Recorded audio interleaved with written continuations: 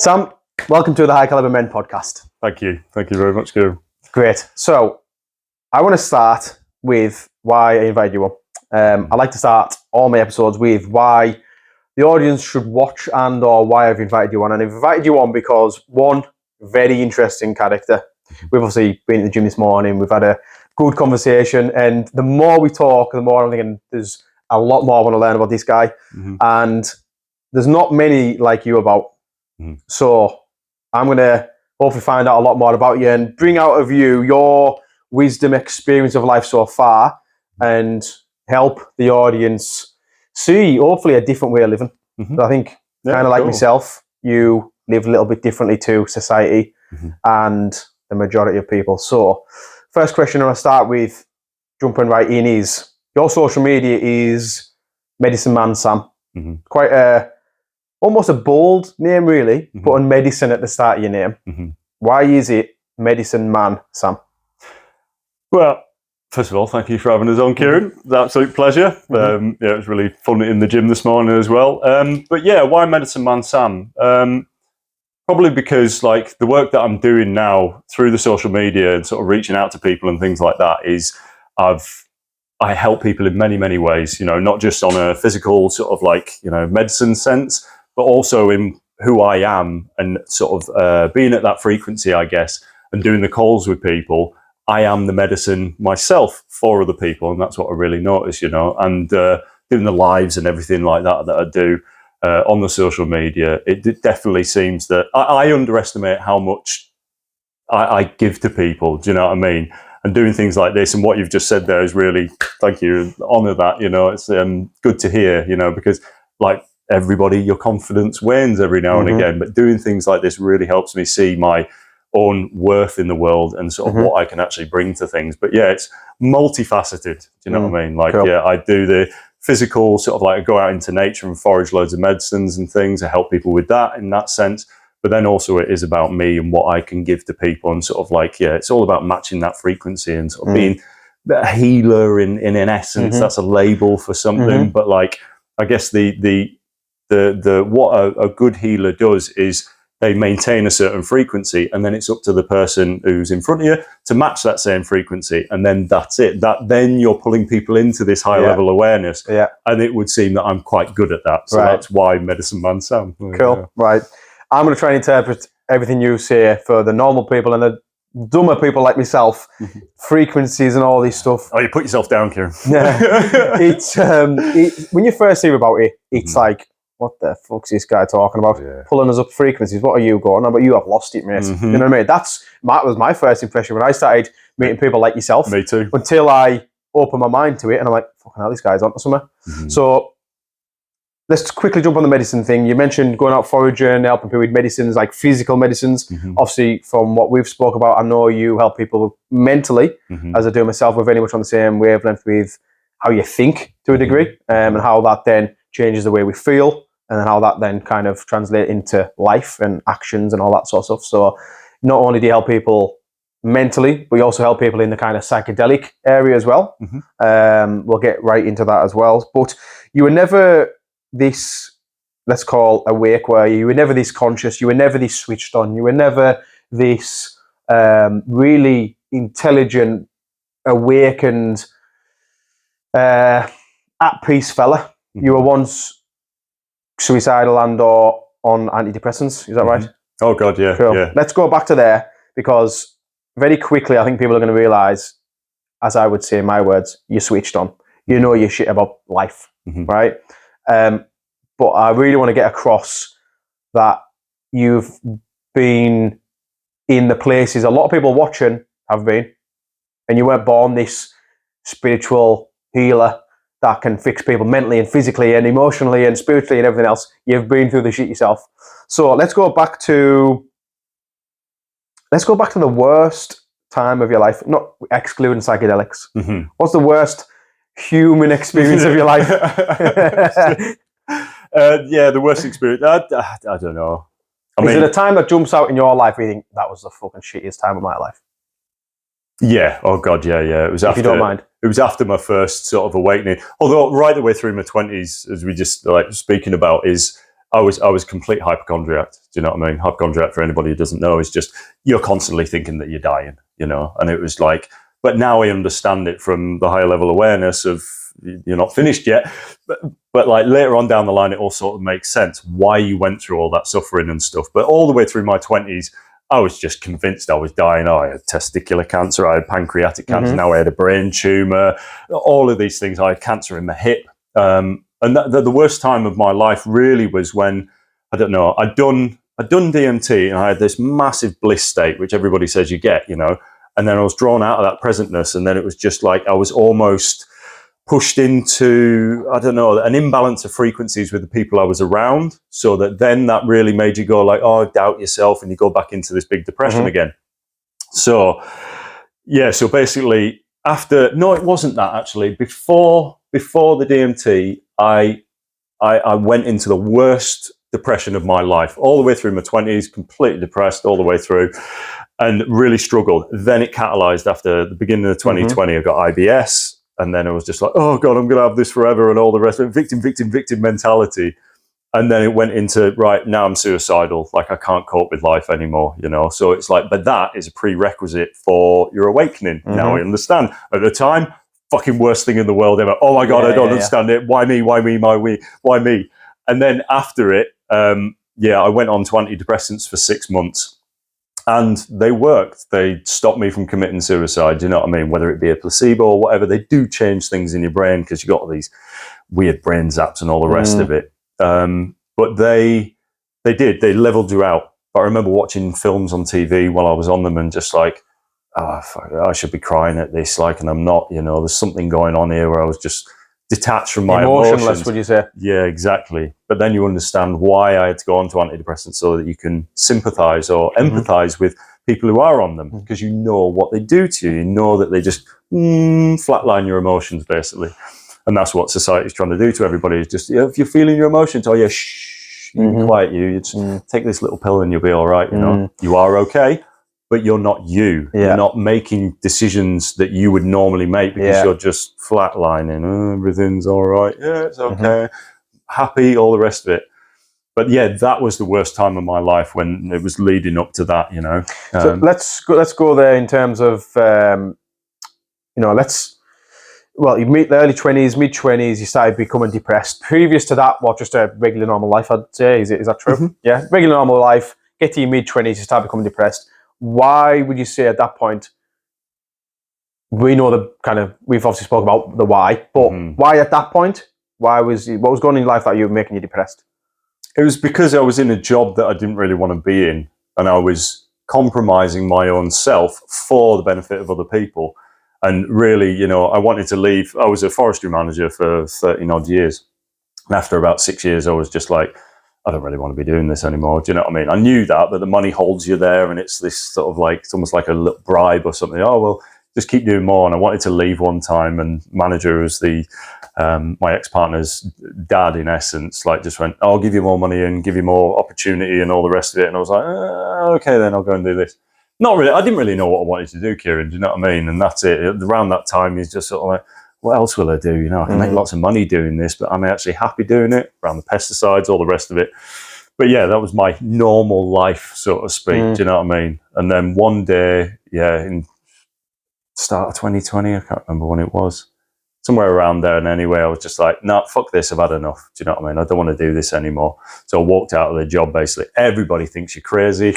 You could be making 80 grand a year doing this if you take on the business and all the rest of it. It's like, it's not what I want to do. You know, I'm compromising myself. That's why I fell into the depression. I didn't know that at the time. I was just like, oh, this is what everybody goes through and all the rest of it. Nah. Like, it's because you're giving too much of yourself away, and you're pretending to be a person who you aren't to make other people happy. That's why it reached that point, basically, you know. Cool. So you were becoming depressed or depressed, and when did it go from just a bit of normal depression and then going into like the suicidal thoughts? Yeah, that was the beginning of 2020. Yeah, because I got IBS, and I thought it was from all these different reasons. Now I think it was my spirit guides just been like, right, fuck him over a bit more. Do you know what I mean? Like, spirit guides, for anybody who doesn't know, just like they are higher versions of yourself, basically giving you information. So this is why I'm like, anyway, we'll go into soul contracts and later on and stuff like that. But we'll like, get into that deep shit. yeah, exactly. But I'm trying to hold you back just a little bit. Wait, come back down, Sam. That's it. Yeah. What were we saying anyway? Going from depressed to suicidal. Yeah. It was IBS, and then everything else started to catalyse. I thought I had cancer in my hip. I was convinced I had cancer in my hip. I didn't sleep for 3 nights in a row because I was just laying in bed, just like, I'm dying. I remember going to the hospital and going like, please look at me and all the rest of it. They couldn't find anything. It wasn't that. It was almost trapped trauma in my hips, the stuff I've been repressing and all that sort of stuff. That's why I thought it was in my hip. So it was really interesting. And then, so from then I was convinced I had cancer in my hip. Oh, I'm going to die, all the rest of it. Everybody's going like, what the fuck is up with Sam? Like, he's just lost it. Do you know what I mean? Which he would. I would think exactly the same if I was viewing me and being like, yeah, he's completely lost it. He's left this job. He's convincing himself of all these different things. All of that stuff had to happen. All of it had to happen, you know. Now, a few years down the line, I can see it all. But then it was the worst thing in the world, you know. But not sleeping for 3 nights and literally convincing myself about all this. I was like, right now I've got to go on to antidepressants. But that's what sort of like made it so, basically. Just on the comment of Sam's lost it, I think it'd be a good point to say to some people, this podcast, listening to it, will think you've lost it. Will think you're batshit crazy. And we know you are. And all I'm going to say at this point is, anyone listening or watching, keep an open mind. Take it on. I would almost, and I will say, to a degree, challenge it with their thoughts. I really believe that when we hear things, we shouldn't just accept it. We've got to challenge it in our own way. And almost the way I look at things anyway, personally, is that if I can argue against it and I kind of can't win any form of argument, I've almost by default got to believe it. So in easy terms, let's say you say dumbbell chest press is easy, better than a flat bench press. Now, if I argue against it and you keep on winning the argument, I've got to just agree with you. You know, so you are right, I am wrong, and or you are got the better point or whatever. So what I'm saying there is, for anyone watching, just keep an open mind. Probably, obviously, watch it to the end. Listen to it to the end. Take it on. Challenge it if you can. I'll play that role a little bit because one, it's in my nature. Two, I think it'll help you explain things a little bit more, and it'll just all round bring a better conversation. Yeah, I think it's really important to discern everything. Don't just take whatever anybody says as face value and just go, yep, that's true. It's like you've got to like envision it or not envision it. You've got to make it concrete within your own mind as well. It's like sort of when I'm on social media, I'm doing lives and things. I get the occasional person coming on and going like, prove any of this, prove any of this. And that's the hard thing. I can't prove it to them.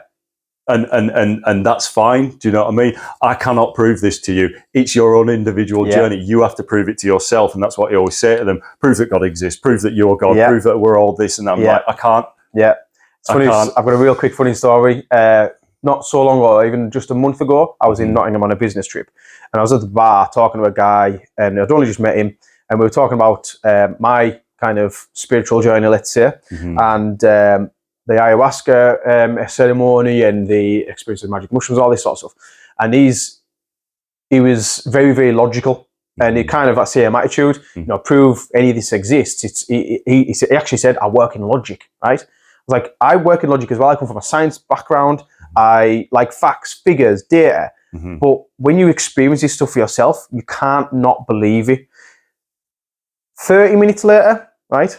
This is what happened. So during the conversation, I found out where he lived, Southport. Okay, oh yeah, cool. I used to live in Southport.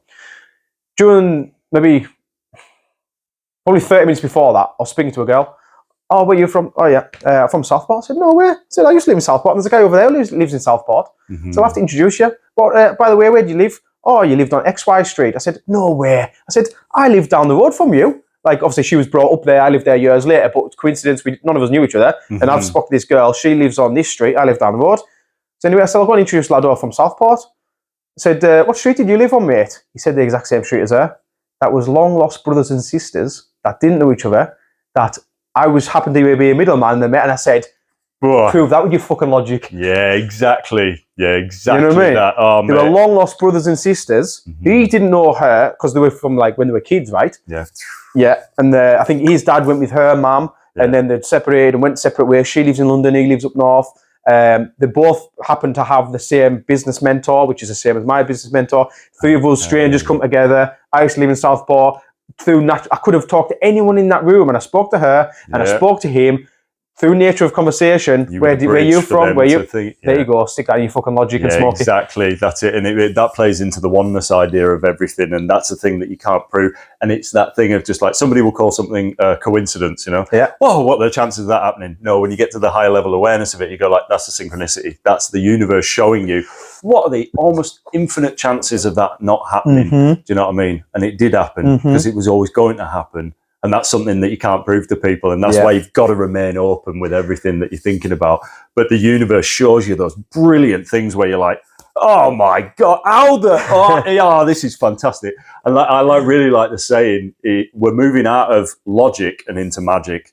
Like we're moving out of the seen and into the unseen. And that's where all the faith and the trust and the real letting go becomes easy, because you realize like, what are the chances of that happening? No. What are the chances of that not happening? And I've got stories. I've got so many stories exactly like that are just like, what? How out of all the UK, these two people? No. Yeah, man.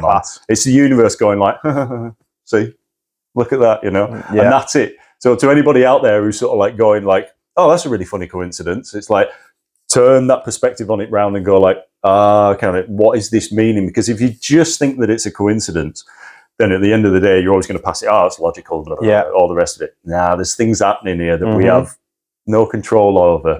And it's the oneness interacting with itself, and that's the beauty of it. Like that story, what are the chances? Really, though? What are the chances? Yeah, I know. But that's it now. Like, I could go into other stories, but I'm not going to, because yours is so brilliant. Like, it just perfectly encapsulated exactly that. It was fantastic. That's synchronicity. It was great. You mentioned awareness. Now, I am very much a fan of increasing your awareness, increasing your consciousness, and generally becoming more aware of yourself, your thoughts, what's going on around you, the world you live in. Like, awareness for me is a big aspect in my life, and something I've always tried to strive to increase. How important is awareness, and how would you sum that up? Well, yeah, as you go down this path of sort of like self-realization, I guess, like awareness is key in everything. That is it, really. You know, it's like it's bringing awareness to all these things that were covered up, or maybe we just weren't aware of, or whatever it is, like within ourselves as well. It's like you want to understand the world out there, just go within yourself, sit and literally do nothing. Sit in yourself and just like become aware of everything around you, and don't let the mind take you out of that present state. Do you know what I mean? If it does, cool, that's all right as well. It doesn't really matter, you know. You're always going to end up where you're going to end up, basically. But yeah, awareness is key. That's all we're doing on this path. Is like certain people aren't aware and they will call something. We will call it something else. Do you know what I mean? That's not to say that anybody else is, you know, better or worse than anybody. It's not that. It's just everybody's at different levels of consciousness. And as you reach or as you go further up, then instead of being down in it, and it's like, you know, say it's called the journey up the mountain, basically, or that's what I call it. And there's many ways that you can get to the top of the mountain, But if you're down in the trees and you're only seeing like the trees at the bottom of the valley and things, and you see how the water comes into it, as you move further up, you begin to get a broader awareness of what's happening. And this is just about like metaphysically or physically or whatever it is. The further you get up the mountain, the more you can see, oh, okay, the river comes off there and it comes out of that mountain down into here. Now that all makes sense. And as you raise higher and higher and higher, you can then see the full perspective of what's happening. And it's like the more present I am, I notice, not only do I stop focusing, like my vision focuses down, my vision also becomes expanded, and instead of just seeing you sat on the chair, I'm seeing the whole room. And it's exactly the same as you become more aware, and you're going further up the mountain, then you see a broader picture and you go, oh, okay, that makes more sense now because you can see that. And it's like what you just said with that synchronistic story. There's the people there and you're going like, what are the chances of that not happening? And then you start to zoom out from it and you go like, oh no, they always had to meet. And they made a soul contract in this lifetime to break away, then come back together. And you're a beautiful bridge for that. But like you and these two people, they don't actually exist. There is just the one interacting with itself. And that's what you do. When you go further up the mountain, you realize that all these seemingly individual points of consciousness, break it down, all these seemingly individuated points of awareness, should we call it, are then becoming this one holistic thing. And holistic just means as one, you know. And it's like, as I came back from my DMT the first time, it's almost like I was pulled out of my body and went up and outside of the whole universe and saw the universe as one big thing interacting and dancing with itself. And when I came back into my body, it was like, get that perspective, right, get put back into your body. And when that happened, it was just like, oh my God, everybody's one thing. Of course everybody's one thing. Like, they can't not be, you know? And you think about the start of the universe, if you play into this theory about how it started at a single point. So what happens when you start at a single point? Boom, everything expands out from that. We're just that expanded thing coming out. And I believe that, like your friends at the ceremony, they've come away, and now we're all starting to unify and come back into harmony. But it comes back to that thing of just, we're all unifying into this one consciousness again. So it won't be so much. That's why, like, telepathy and all of these things are going to start coming online for everybody, and you'll be able to feel the energy of what people are thinking about you. You'll be able to sort of just go, hey, Kieran, like that, and you'll be like, oh, you know, that will happen. Oh God, yeah, it has to. As we become one thing, then there is no space in between us, you know, so that then you can just talk telepath. You don't have to, you know, just send you a high five or something like that, you know, in an etheric way. Are you into your UFOs and aliens? I believe in it. I don't know. I don't look at what's happening out there and stuff. But yeah, I believe that. Oh, I'm going to another thing, right? One of the biggest upgrades that I got on my journey, I would say, was getting an Akashic reading. Now, what an Akashic reading is, you've got to get one, Kieran. It'd be awesome. Yeah. Like, I'd love to know. I've heard briefly what it is, but go on. I want you to tell. So, yeah. Basically, the Akashic library is your soul's library and everybody's library of where they've been. Every single thought is recorded. Can I just stop you there for 1 second? Just before we go any further, because I think it's going to go deep and it's great. I want to really make clear that we've got physical body, muscles, bones, you know, eyes, teeth, mouth, all that sort of stuff. Physical body. We've got a mind, which is the brain. The brain creates thoughts. And then we've got soul, which is like who you are at your deepest level. So this is kind of what we're talking about here. Soul, contract, and or Akashic Records is because you are not your body. You are not your mind. Your body is a physical thing. Your mind is an organ, and a brain is an organ, should I say, that kind of is a house for the mind, let's say. The soul, on the soul level, is who we are as human beings, right? Yes. Cool. Sorry, continue. I just want to make that clear for people who are a little bit not up to date with this stuff and or I've never heard it before and all that.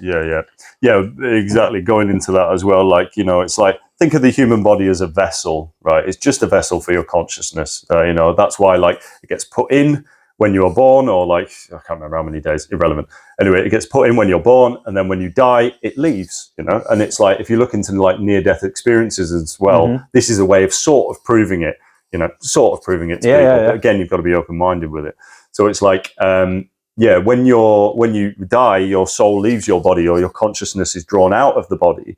And it was never, like, your body doesn't actually exist. Brains don't actually exist. Anyway, right, I'm not going to get into all that, but basically your consciousness is pulled out of your body, so that then, you know, you're floating around as pure consciousness, like looking around the room. Your body's down there, and they're going like, oh, that's me down there, but I don't really give a shit because I'm in the etheric realm again. Do you know what I mean?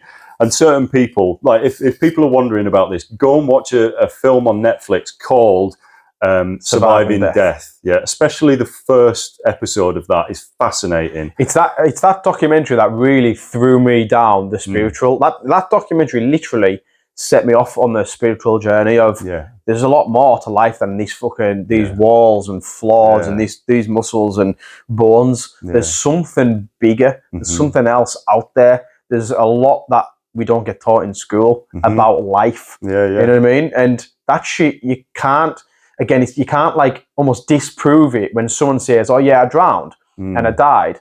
And then I could see my heart, my body being pumped on by the people that was trying to resurrect me and keep me alive. And I could see it. And then I suddenly just shot into my body, and I was back in at the side of the lake. Like, when someone tells a story like that, it's like, what the fuck? Yeah, it's You can't- subjective, isn't it? Yeah, to their reality, and you're just like, prove that. I'm like, I cannot. You Well, can't. in fact, certain doctors actually are just amazed because they're all going with the logical mind. Oh, there's a physical body. We heal the physical body and do all this sort of stuff.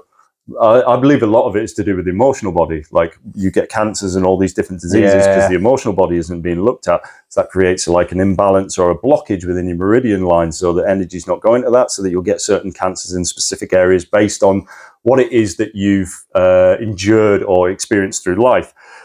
But where was I going to go with that afterwards? Surviving Death? Yes, Surviving Death, anyway. But in that program, especially the first one that was on there, is about a woman who was held under the water. She was in a kayaking accident. Mm-hmm. She goes down into the water, basically, and she doesn't come back up. And she's down there for 20 minutes. Yeah, 20 minutes. And they're looking at her going like, we're pulling out a dead body here and stuff.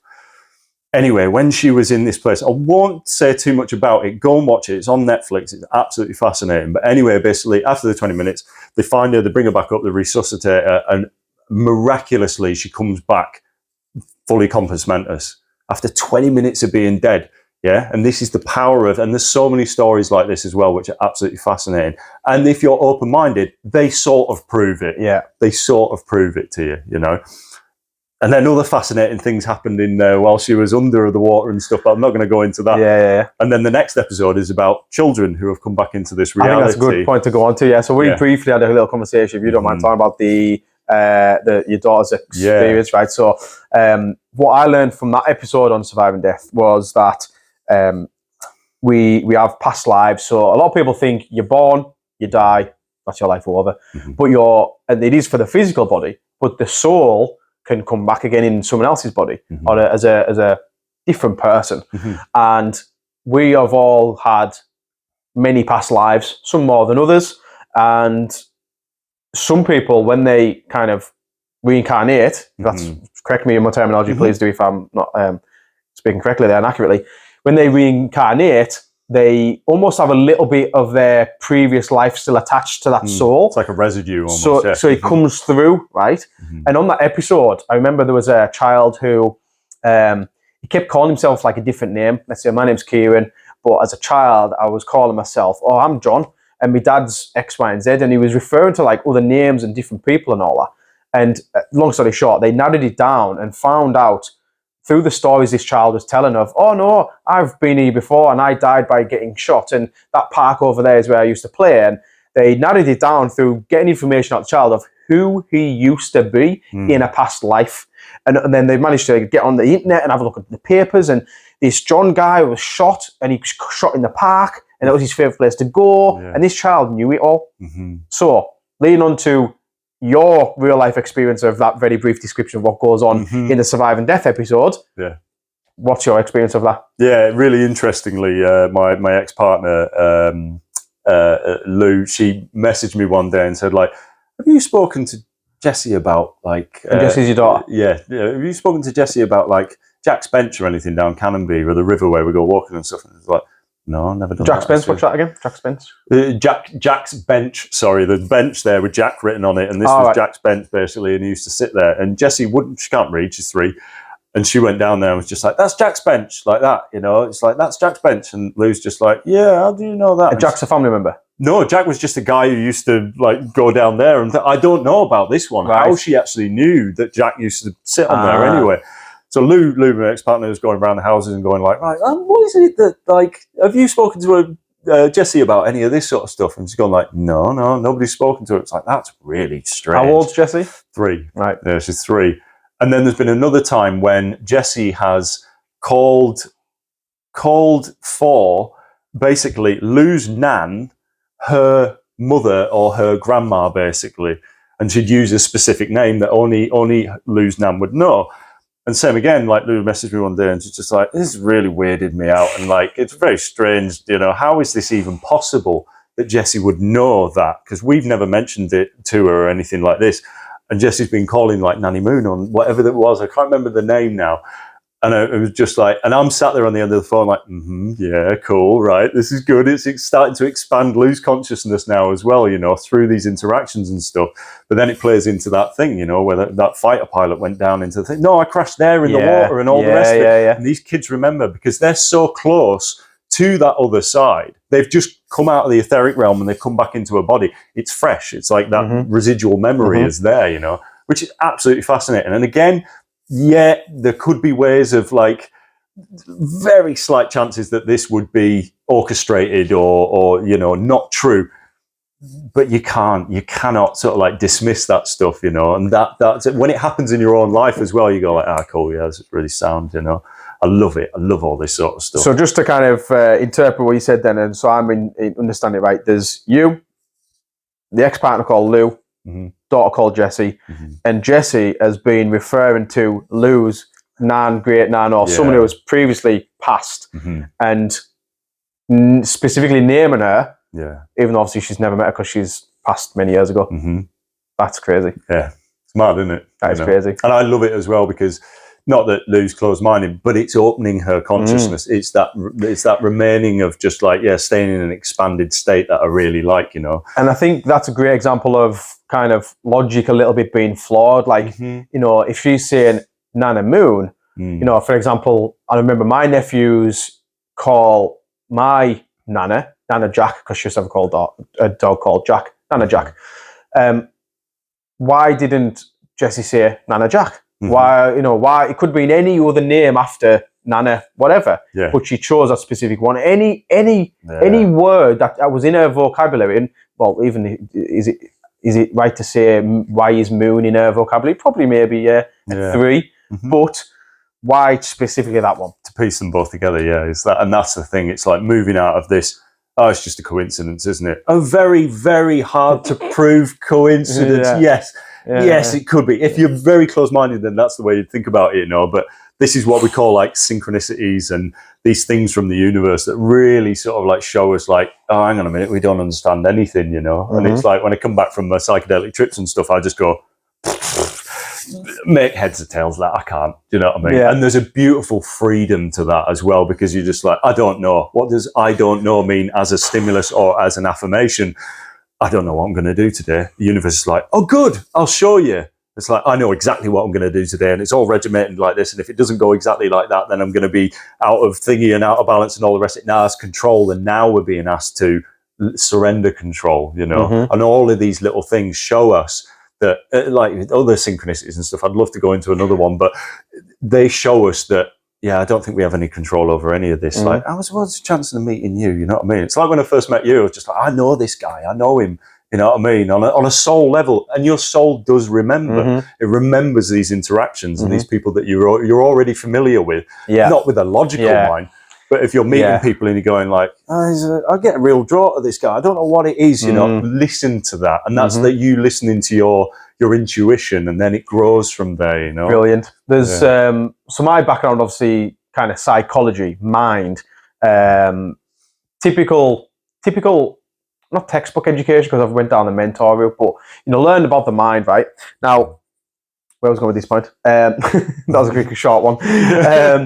The thing, so I started learning about the mind, and I used to try to think my way out of any problem. And when I started learning about the digestive system and the gut, and this is where I found it really interesting, that we all know what a gut feeling is. And am I right in saying that it's intuition? Gut feeling, right? So I learned on a physical level that in digestion, that the gut sends messages to the brain to release hormones. The brain doesn't send messages to the gut to contract and squeeze all your food through this and X, Y, and Z and excrete and all that. So, firstly, who's in charge? Is it the gut or is it the brain? Because the gut can affect the brain, but the brain can't affect the gut. And then on top of that, we can look and think and make a decision with our mind, but really our gut instinct's stronger than our thoughts and what we think. You know what I mean? Let's say you've got a little gut instinct, your partner's cheating. Now, your mind doesn't see any reason whatsoever to believe you. No dodgy text messages, no flirting with anyone, nothing like that. Mentally, not reason, but you've just got this gut feeling something's not right. 9 times out of 10, most of us know with any form of life experience, that is often overriding and or a better way to believe, a better thing to believe compared to the mind, trust right? In, yeah. Yeah. So with gut instinct, with intuition, like how does that play a role? Like you're saying, listen to it, but where does it come from? Is that our soul kind of speaking? Is that what it is? Well, it's like it's getting out of the mind thing, because like where do your thoughts come from? Do you know what I mean? Yeah, that's where do your thoughts question. come from? Yeah. You know, and thoughts, you can create everything. Everything that we see here in front of us has started with a thought, isn't it? You know. But it's almost like that, you know, thought will come in and it's like, yay! And they'll get to the mind and the mind will go, oh, hang on a minute, we'll give you loads of reasons not to do this sort of thing. Yeah. Whereas it's almost like your higher self or your soul is just dragging you through it and going like, listen to your gut, you know, or listen to your heart, really, you know. And it's interesting what you say, you know, it's like, you can get signals from here to here, but then the opposite way around, it doesn't occur. And I think in a Western culture world, we've been so programmed to believe the mind all the time. Do you know what I mean? And so it's just like a struggle and strife, and we have to do everything logically. And when something happens, oh God, we'll lose our shit and all the rest of it. I'll tell you what, there's a really good, interesting story. You'll know Ed Stafford. You know him? No, he's an army dude, and he does like programs on like 60 days in, and he'll go and live on the streets for 60 days and all the rest of it. Ex-army dude and stuff. Really, really cool guy. I'm sure he's from like Derbyshire or something like that. Anyway, he was in the Amazon, and you know, with the tribes people there. And I remember he was going along the Amazon on a boat and things, and he sat at the front of the boat, and he's not saying anything, but he's in his head so much, yeah. And the tribes people behind him are so tapped in that they literally, like, he was sat on the front of the thing, and he's going like, oh shit, I'm worrying this and that, and I'm worrying about all these sorts of things. Not saying anything. And the tribes guy from the back of the boat goes, Ed, would you mind shutting the fuck up, please? Because we can hear you, like, and they're in this unified consciousness, yeah? So they're just like, Ed, can you please shut up, please? Because, like, it's doing our head in, like, you being in that state. So we can sit here and we can sort of, like, be going like, oh, God, oh, this shit and all the rest of it. And we're thinking about all these problems, whereas they're just like, oh, right. Can you just be quiet? Wow. We can hear you energetically. Yeah, you know what I mean? yeah, They're so tapped in because they're in nature all the time. Yeah. Any imbalance out of that is like, whoa! They can hear it so loud. Do you know what I mean? Let's jump on the energy thing, because when I first heard someone talk about energy, I was like, what the fuck's he talking about energy? Like, but now I come to understand it. You can't not ignore it. Once you are aware of it, you can't become unaware of it. Once you feel it, you can't unfeel it. And it's like, I guess, for anyone listening that doesn't know fully what I'm talking about, it's like we could be sat here now and there's a group of us and we're all having a crack, and then someone walks in and the room just changes. The feel of the room, the vibe of the room changes, and that energy of the room has changed, and everyone's got their own energy. And it's almost like, as well, when you meet someone and you just think, I don't know what it is about them, I just don't like them. There's something not right, I just don't like connect with them. But then on the other side of the scale, you meet someone, you're like, fucking, oh, even though you know nothing about them, it is fucking sounding. You know what I mean? Realistically, when you first met me, I was just some random kid who stood on stage and done this talk about physical health, I think it was, wasn't it? And there was clearly a vibe there where, it's fucking sounding. I didn't actually really speak to you too much. But there was a resonance and or a vibration, which again, another word I first heard, and I thought, fucking, he's lost in him. But there's just that energy you give off. And what would you say? Is it that our energies are matched and are tracked, or like, is that what it is? Well, I think it's like a story of the synergistic meeting of them two people. Do you know what I mean? The brother and sister and stuff. Like, whoever you've made a soul contract with in this lifetime, your soul does remember that, and that's exactly the same sort of thing. But like, if you want to get to the root of whatever it is, don't focus on what people are saying. Don't focus on, focus on the actions of what they're doing. But at the same time, just read the energy. You want to get to somewhere a lot quicker with anything.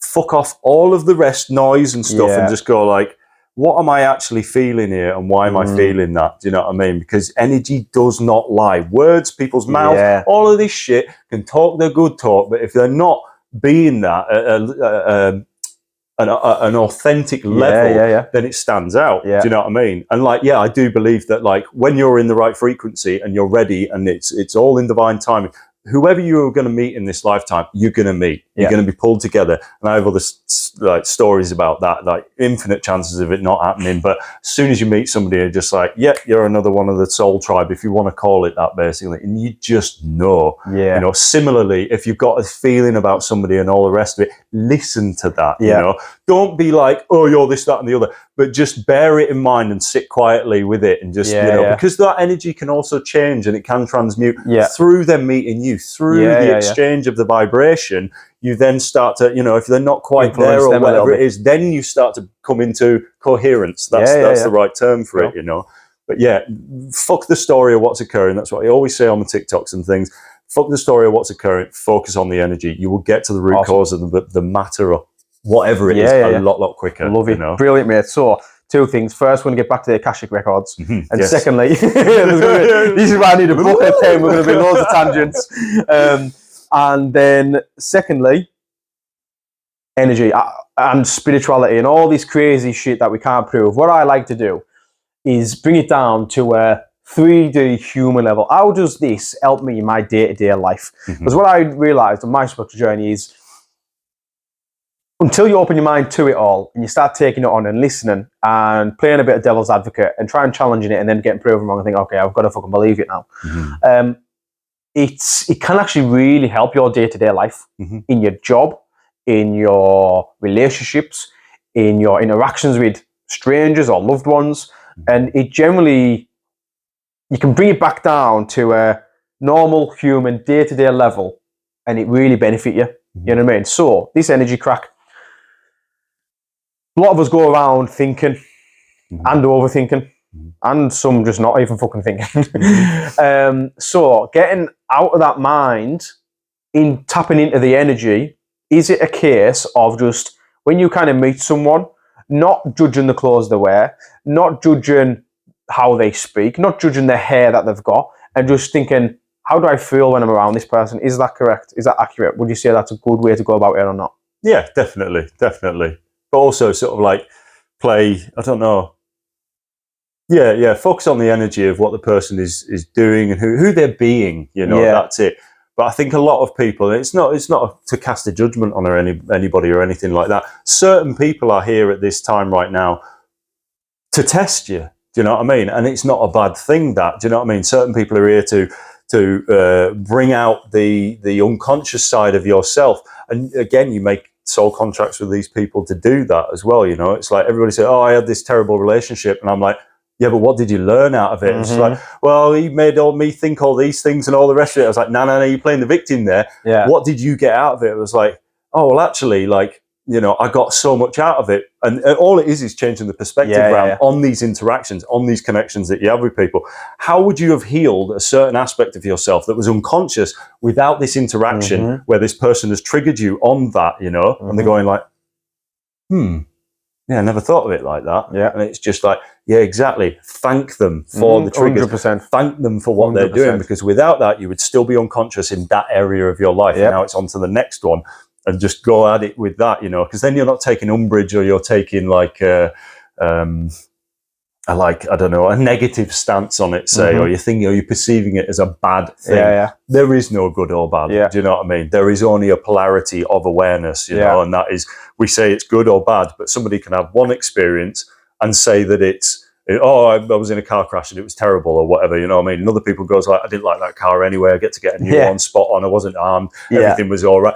It's same incident, two different perspectives on it. One is positive, one is negative. And you're always better off looking at the positive, because the universe is always trying to bring out the best in us, but it's us who resist it and keep attached to that negative thing. So you stay in victim mode. And it's the same with people, same with anything, same with any interaction that you have. On that point of perspective, a phrase I love and I tell clients all the time is the pain or the pleasure is in the perspective. And strangely enough, I use a car crash analogy. If we bump into each other, one gets out and thinks, oh, fucking hell, I've got this to begin on with, I'm too busy, can't be asked with this, yada, yada, yada. The other one gets out and thinks, fucking, I'm glad I can walk away from that. Same incident, two different perspectives. One's painful, one's pleasurable. Okay, so let's jump into the Akashic Records. What the fuck are they? Yeah, we didn't quite finish that one, did we? That's it, right. The Akashic Record is your soul's journey through this universe, you know, where you first incarnated, and what gifts and skills you have attained along the way through all of your previous lives, not just on Earth, but on other star systems, all the rest of it, yeah? And it's like, I know from mine that I was first incarnated on Lyra. Now, Lyra isn't there anymore because it has been destroyed by the lovely reptiles who are in the next door. It's a planet. It was a star system, basically, the Lyran constellation. And it's not there anymore due to the fact that there was wars going on and we were very childlike and we had a perfect planet, basically. Can I stop you there for 1 second? Mm-hmm. You don't know Claire from Southport who does Cambo? No. Strange that, because she's exactly same things what we've talking about. She's a Lyran, yeah. She's mentioned everything, because when I first said it, I was like, nuts. Yeah, see, that's it, isn't it? As you go on, you're just like, he's saying the same thing. So how the fuck is that? You don't know her. Nope. I've heard her say it, now you're saying it. I've got to then look at that and think, That's it. As you go along the journey, you get one stimulus and you go sort of like, oh yeah, that sounds a bit wacky and out there. Hang on a minute. Multiple people are saying this now. Hang on a minute. Loads of people are saying this Just now. out of curiosity, is this Lyra? Is that the planet? Is that on Google? No. Cool. It'll be on their things and that. Yeah, I was just then thinking, as me, if I'm still going to play a devil's advocate, no, she's nuts, you're nuts. How does she know it and how do you know it? How do you both know this information that you tell me now? And like, where have you got that from? You know what I mean? We'll get into that, obviously. But sorry, I just want to jump in there. No, totally. I got it from my Akashic reading, which was with my friend Susie, who's super powerful. It's her first incarnation on Earth, actually, which I find absolutely fascinating. Yeah, it's her first one. Apparently, this is my 163rd or something like that. You know, and it's like, so many lifetimes and stuff. And then, it goes interesting. Anyway, back to the Akashic. So basically, that's where I was first incarnated, and that was the star system where first conscious beings in this universe incarnated, basically. So one of the oldest souls in this life? Basically, that's what I've been told. Yeah. Again, I've got to stay humble with it. I have no recollection of any of these lives or anything like that. When I went back, no, I had a little flash of it in ayahuasca and stuff like that. But anyway, going past that, then I went from the Lyran constellation, because a lot of refugees who wanted to reincarnate together. So they went to the Pleiades star system. While I was there, I went there with the intention of, the soul contract was basically to go up and help set up defense mechanisms against the reptiles to stop them coming over and doing the same as what they did on Lyra, because they blew up the planet, killed 50 million beings on there. So went to the Pleiades with the intention of connecting with other Lyrans and Palladians and things like that, and help set up their defense systems. While I was there, I learned how to heal. Okay. Now, like when Susie was telling me about this, she's like, you have healing in your hands. You have healing abilities within your hands. Again, out there, I'm just like, what the fuck are you talking about, mate? I haven't got a fucking clue. Like, this sounds all Scooby-Doo. But there was something inside of me that's going like, yeah, this is making sense. And then she said to me, it's just like, yeah, you're very good at holding space. Like, you're a leader and a healer, basically. They're the two things that you with the intention of all of this learning throughout the universe, you were always intending on coming to Earth for this time right now. The Earth is ascending. We are ascending with it. You're here to help that transitional time for other people. So that's what your job is here to do, you know. But in the Pleiades, you learn how to heal. Apparently, I can do magic shit with my hands and everything. That hasn't come online yet for me, or maybe it has. I don't know. You haven't learned it in the human. That I've got to feel it out and upgrade your DNA and all that sort of stuff. Way out there. Sorry, guys, if you're just watching this and going like, what the fuck, right? But yeah, matches up with what a lot of other people have said as well, you know what I mean, to put that sort of out there. But yeah, basically that's what the Akashic Records is. Every thought is stored, every action, every feeling, everything that you've done in these lifetimes is recorded in the Akashic Records, yeah?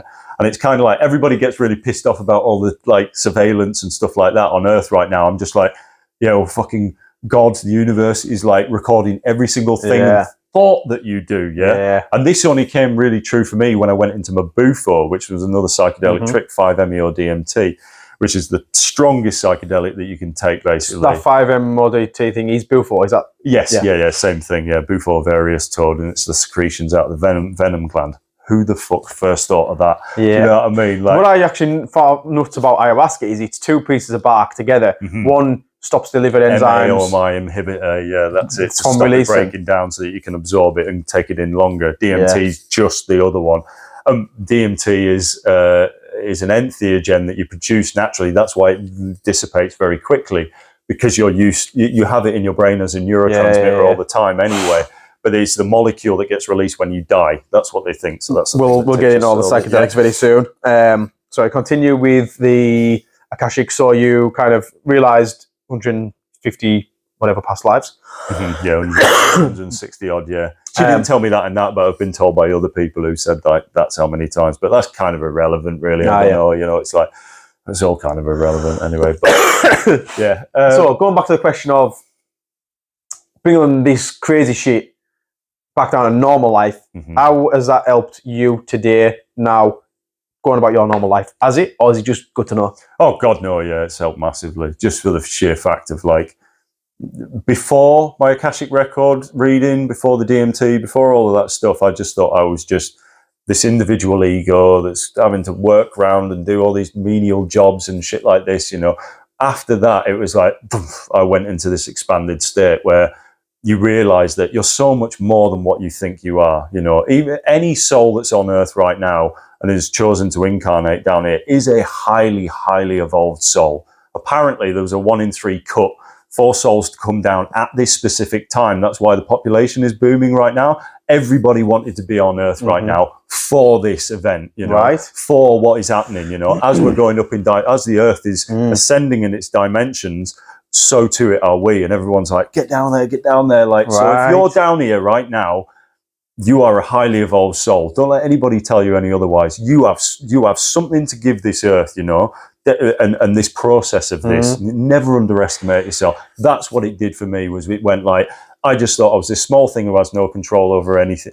I don't really have any control over anything, but it made me sort of become this expanded version of myself, which has helped in all elements. Yeah, there's been hard times and struggle and everything. That's a prerequisite to everybody waking up. Yeah, suffering equals learning equals ascended mind state. Basically. Increased conscious, increased awareness. Exactly. Fucking better quality living life, really, isn't it? Yeah. And everybody resists that struggle when actually the struggle is what they want.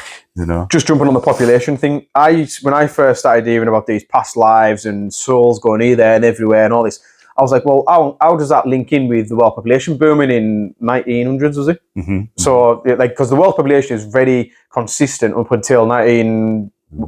and then just shot right up, right? And I was like, so if souls reincarnate, surely there should be, like, just the same number of population throughout. And like, you know, let's say that just using these numbers, there's 100 souls, one dies, one comes back in. One dies, one comes back in. It still stays 100, but there's just boomed. So where's all these extra souls come from? Are they just floating around? But you've just kind of answered it there in regards to everyone wants to be down here right now. However, I'd like to then ask a question. Why do they all want to be down here when apparently this is the only, call it dimension, call it realm, only planet and way of living where there's suffering because we have emotions and a mind? Because when you're in soul form or higher kind of soul form, you don't have any emotions on physical body. So why does everyone want to get down here when there's suffering here? Because it is based on perspective. My perspective is it's a fucked up world. Fucked up world. Yeah. It's a beautiful world, but it's also so. It's that. It's gone. Like everything we've been told is good is bad. Everything we've been told bad is good. So you've got to discern your way out of that, which is amazing. Think of that on a soul level. Like as a soul who's overlooking everything and going like, I want to get down there. It's like, why? There's loads of suffering and stuff down there. Yeah, because that's what we come here to do. Subjectively, this is a subjective reality, and we are just experiencing this thing subjectively. Exactly what we were saying with perspective. Some person can have an experience and go, this is subjectively bad. This is subjectively good. It's about that discernment and realizing like why souls come down here at this time right now.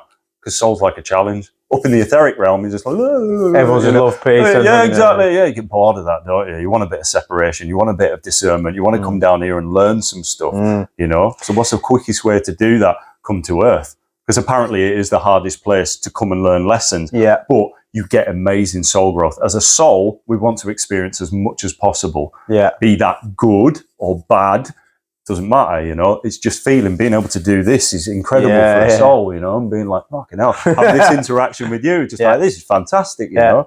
Same again, all the wars that are going on in the world right now. Why would anybody come down here to learn that? Your soul is eternal.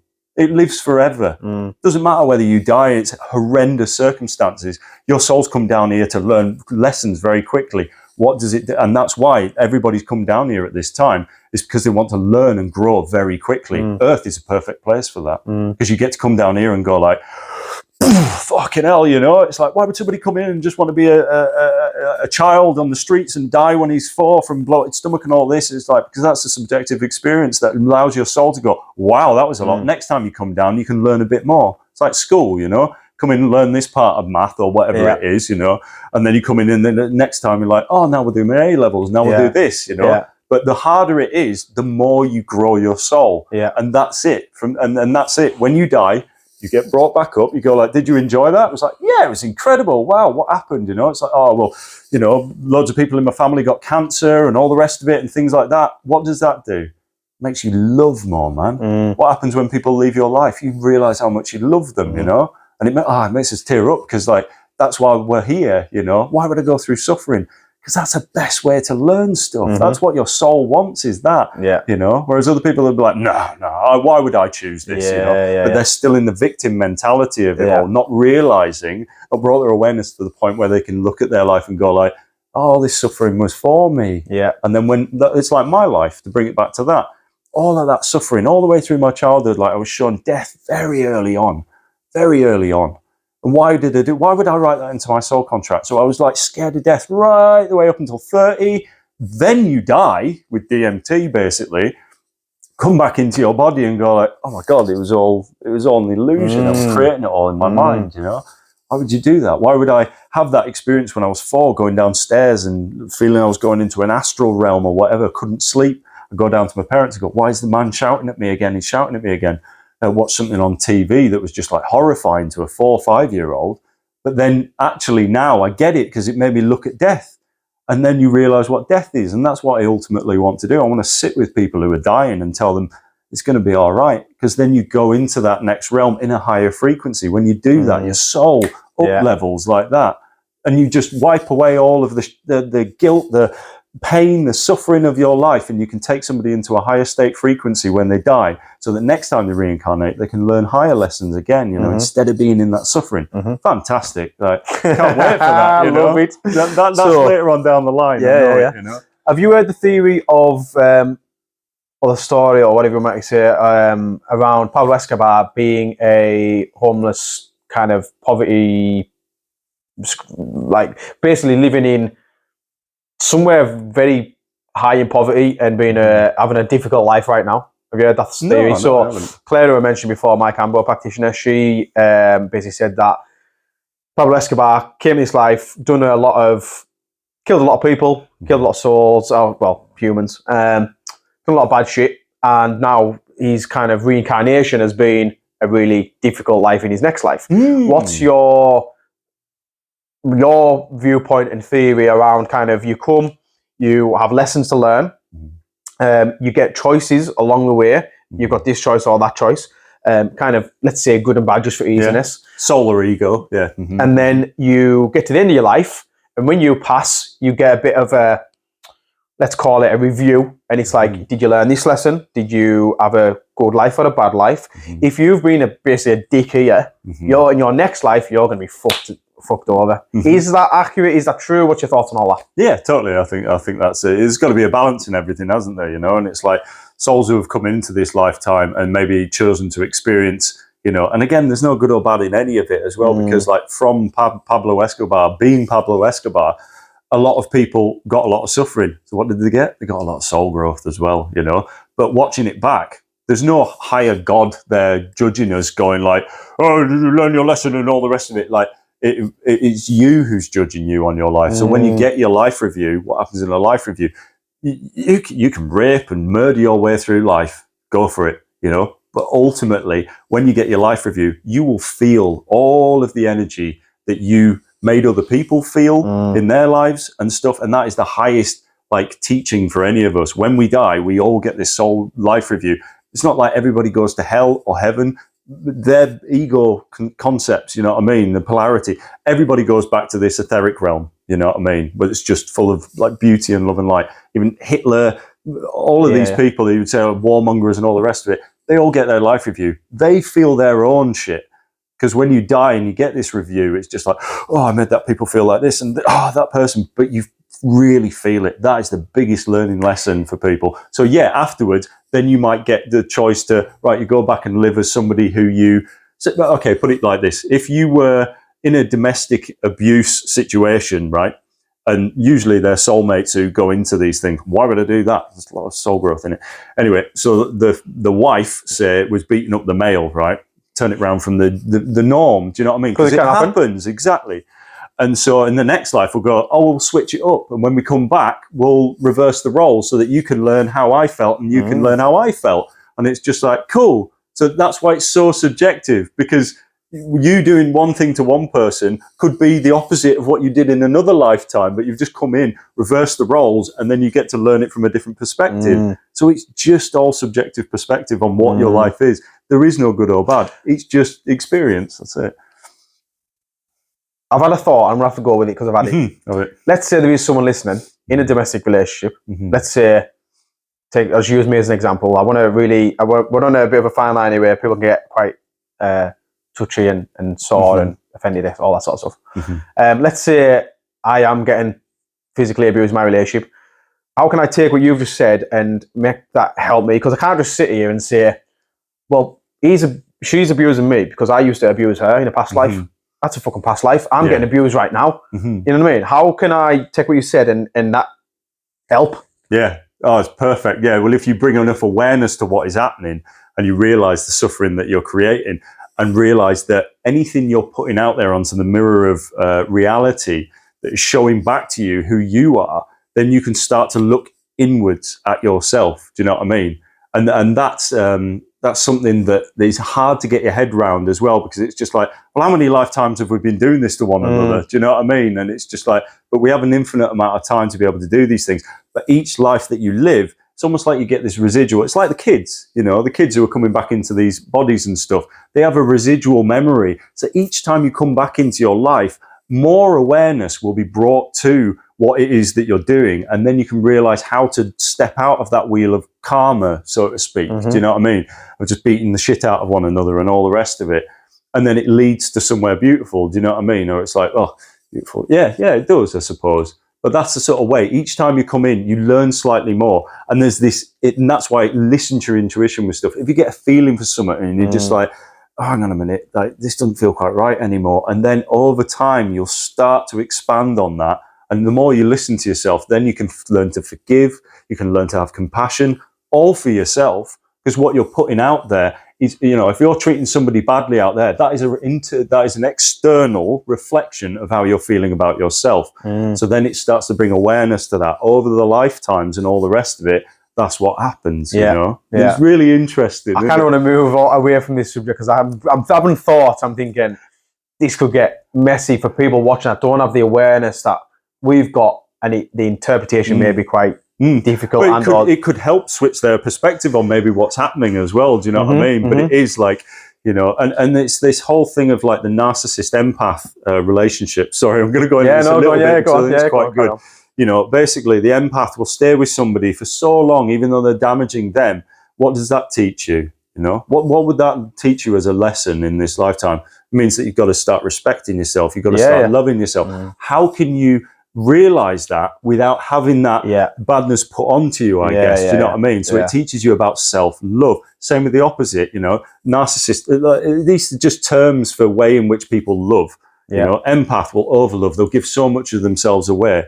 And then the narcissist will try and take and control, all for love.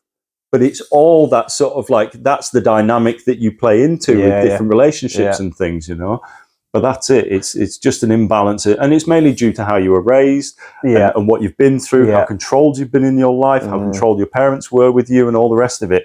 But again, once you start to bring the awareness to it, then you can start to like relinquish that idea of, oh, I've got to combat this, and you just feed it full of love. but it all starts within, all starts within, But that's why we bring these people into our awareness to learn these things, I know if I think about all my previous relationships, I've learned big lessons from every single one of them. Yeah. I can literally go through each relationship and think, that's what I took from that, that's what I took from that, that's what I took from that. And gradually, I think you get to a certain point, and some may get there earlier than others, but you get to a certain point where you're like, all these lessons I've learned has enabled me to have this relationship and do it well. Yes. And fucking do it properly. Exactly. And you can't, it's like, there's a thing in society right now, especially in the men, where we're so fearful of making mistakes. But almost that inaction of making mistakes makes us stagnate. And when we stagnate, you don't put yourself out there. Yeah, exactly. Then we're living in fear, and it's just like, and I'm saying this to any man that's out there and is like feeling this or whatever it is, you have to make mistakes in life. In order to grow, you have to make mistakes, but your ability to be able to make a mistake and then own it and go, oh yeah, that was my shit. Do you know what I mean? And as the ego sort of like gets brought into awareness, then it gets easier to be able to go, oh yeah, that was my fuck up there. Oh yeah, but what did you learn from it? Yeah. Instead of going, oh, I'll shame myself from what, because mum, when I was younger or whatever, would demonize me and like put me down for all this sort of stuff. Instead of doing that, go, oh cool, right, I've learned another lesson. And again, it's all perspective on it. It's that attitude more people need, isn't it? And I know, again, the work I do with clients, it's all about, as you said, changing that perspective from victim mode to what can I learn from it? Yeah, empowered. And you don't get taught this shit at school, do you? You don't kind of learn this often. You don't really learn it from parents most of the time. You've kind of got to go through the struggle to learn it. And I really view life now as and life, business, like relationships. You kind of have a bit of growth, and you hit a bit of a struggle period, and then you get a bit of a growth, and then new struggle period, struggle period. And I remember an old mentor taught me about in business, new levels, new devils. And I had this conversation yesterday in yesterday's podcast. Mark, who was on yesterday, he had been in debt, depressed, and he was struggling to feed himself. He's now super rich, and he's now also got fucking loads of stress and different problems. New levels, new devils. And it's that attitude I'd really give anyone a nudge to adopt, that when something first bad happens to you, it's very easy to focus on the bad thing and think, fuck, like how difficult this is and how much of a struggle it is. But until you learn to change your perspective and think, no, like, come on, let's take it on. Let's see what I can learn from it. You've got to understand there's growth the other side of it. Yes. In most things in life, like it's relationships, business, what life. Yeah. Exactly that. The calls that I do with people as well, it's exactly the same. They've come up and they're going, oh, this is amazing. And then they go into this dip and they think that they're going to go right the way back down again. They're not.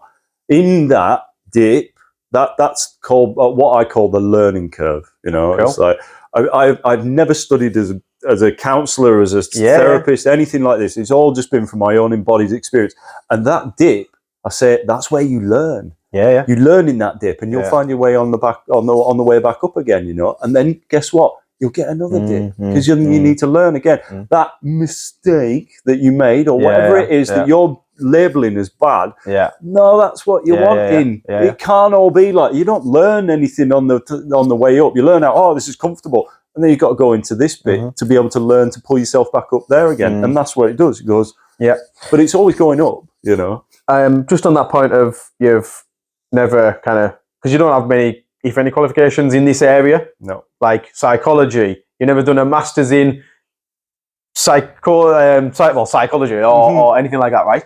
And it's really interesting. As I mentioned before, like I asked you before the podcast, have you ever had a mentor and all that? Because I've went down the route, learned what I've learned through kind of courses and qualifications and mentors. You've learned all this from life and psychedelics and your own struggles. And we're very on similar pages. Obviously, we've had like different paths, similar pages, more so on the mind and psychology aspect. It's really interesting because I'm thinking, by now people watching think, fucking hell, this guy's on it. He's clearly knows his shit. But the fact that you sat there and you've never done a psychology degree, or you've never done a mindset course, that's accurate? Yeah. Cool. Yeah, it's all just embodiment through life. And that's what I say to people, it's like, you can go out there and you can expand on these sorts of things. But for me, I think, specifically me, I've just gone like, I know that life will teach me everything that I need to know. And it's the same with anybody who comes into a call with me, because I still get that, there's been other people who've projected onto me at certain times. They've gone like, oh, you've got to be doing a course and you can't be doing that and all the rest of it. No, that's their own insecurities coming out and projected onto me. And I recognize that, but I had to sort of discern that as well. But at the same time, there's still a level where I go into a call with somebody. I've never had a bad call with somebody. I've always watched the energy at the start of it. And somebody's come in and they're going this, that, and the other. And all I've done is just switch their perspective on what is occurring. Yeah. And that then has taken them up to this different awareness. But like, there's still a part of me, Kieran, like when I start a call, I'm just like, fuck, what if I get this one wrong? What if I'm thinking, what if I'm doing this wrong and all the rest of it? You can't make a mistake in this lifetime. Do you know what I mean? You cannot make a mistake in this lifetime. But there's that level of doubt where it's just like, oh, who do I think I am doing this and all the rest of it? And it's like, but the same again, I look at the energy of what I'm doing and the energy I'm managing to alchemize within these calls. And then the testimonials afterwards, they speak for themselves. Still, there's part of me that doubts and fears and all the rest of it. I think that's helpful. It makes you humble. Do you know what I mean? It keeps you grounded as well. And I think that's a really good part of it. But it keeps you wanting to better yourself as well, doesn't it? And advance. And that, like I know for me, I've got this kind of internal strive, an internal drive, an internal kind of real like a yearning, a vicious, like, I want to improve. Not because I'm not happy where I'm at. I'm fully kind of happy and content, and I know I have a very, very beautiful life. I'm very, very grateful for everything I've been through and or got. But there's still a part of me that I'm like, I want to improve. I want to walk the fucking walk. I'm pushing myself out there. This year, at the end of this year, like, I've just booked myself in for a silent retreat, 5 days, which, shout out Mike, one of my mates actually, who he went and done a 10-day, and I was so, like, I couldn't wait to get on the phone and say, what did you learn? Like, you know what I mean? And I was like, right. And I got off the phone from him and I logged online and I booked me 5 days straight away, because it was an idea I had once. I was like, oh, I'd like to do that. And he's like, okay, I'm going to get around to doing that. And he got closer and closer and closer until I had the call. I was like, right, now I'm taking action. Yeah. But no, let's talk about the mistakes, struggles, that type of thing, because I think that's an important thing for men and women, predominantly probably men. And from my work I've done, I really believe females seem to deal with struggle a lot better. I think they are, from my experience, the more fucking powerful species. Yep. Am I right? Yep. I'm glad my experience is subjectively. I would say that is from my. They're fucking powerful beings, and us men aren't as strong mentally and emotionally as we probably are physically, obviously. So mistakes, challenge, learning, all this sort of stuff. For someone who's listening and they're stuck in the victim mode, bad shit's happening. We'll cover that, I think, the bad and the good in a minute, and why that's not a real thing. But the bad shit that's happening to them, the victim mode, life's just a struggle. How can they get out of that and switch into the kind of thinking that we're talking about here, where it's like empowered? Right, yeah, totally. Well, what I say to people is just like, look at the lessons that you're trying to be taught from a place of neutrality. Do you know what I mean? Whatever it is that's happening in your life, say that, I keep drawing in these relationships where this happens. It's like, yeah, well, first and foremost, you've got it right that you're drawing those relationships into your life, because we create 100% of our reality here. Do you know what I mean? 100%. Something's happening in your life that you don't like. Guess what? You're creating that. Why? Because you haven't learned that lesson yet. What the lessons do, they challenge you, they make it uncomfortable. Why? What does discomfort do? It makes you shift and move. So don't look at it from a place of just like, this always happens to me. Get that out of your vocabulary. If you're one of them people who says like, this always happens to me, oh, I'm so out of luck and bad luck and all this rest of it. Yep, keep creating your reality, because that's what you'll keep drawing in. As soon as you start saying like, no, actually, I'm going to start choosing to love myself and focus on myself here and start to empower myself, then that is what will happen. Do you know what I mean? Then the universe will go, oh, yeah, there you go. I'll bring now other experiences into your lifetime. So long as you are realizing the lessons that are happening in your life, but getting yourself out of that victim mentality was the key in my lifetime to understanding everything that occurred in my life up until that point. Do you know what I mean? Even right the way back to whatever happened. I was in a hospital when I was a young kid. Like, why would I write that into my thing? Oh yeah, it's so you can face all this stuff, face loneliness. Like, realize that you're not like everybody else, and that's okay. Like all of these things, but it is, get yourself out of the victim mentality and pull yourself into a place of just empowerment. What is life trying to teach you here? What are you trying to teach yourself in this life? It's not even about what life is, this external thing that has control over me. No, it's you. You create all of this.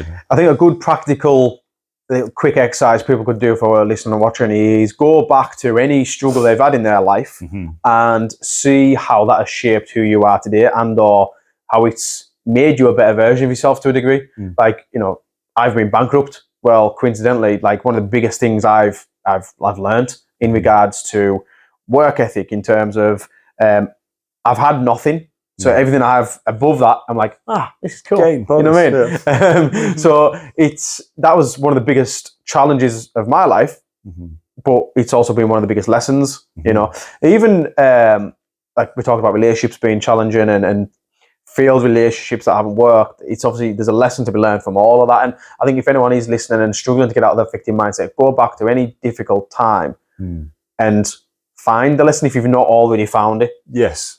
Perfect. You know what I mean? Yeah, exactly that. Like, I remember when, as a really good example of that, like, I remember when I was with my ex-partner up in Scotland and things, and like, I remember when as a man, I felt as though I'd done something wrong. What I would do is I would go within myself, and I would always create this drama around it. So it was like, oh, poor me, do you know what I mean? And so I went away and I left the house, and I went away and lived in my car for like a week and a half. It's fucking awesome because it was really go within time, and it was great, and I was free, and I was able to just do what I needed to do and all the rest of it. And there was many lessons to be learned on all fronts here, but I remember sitting in my car and going like, I don't understand, literally asking my guy, I don't understand why I do these things. Why do I create drama?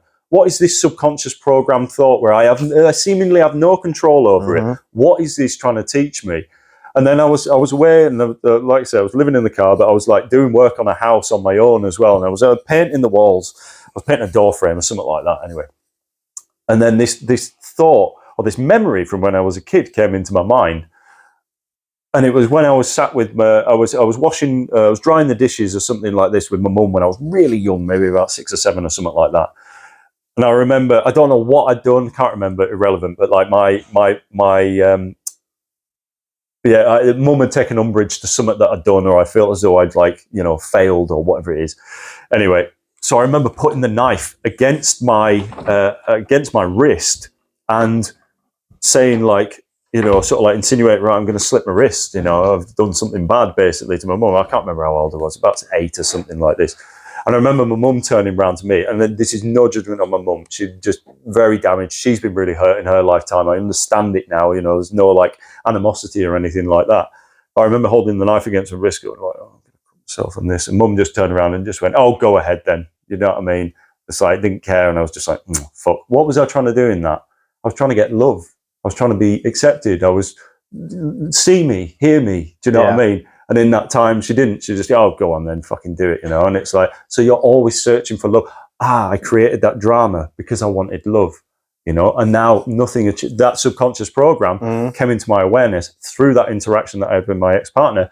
That's what occurred. Do you know what I mean? And I was like, without that, I wouldn't have been able to understand this.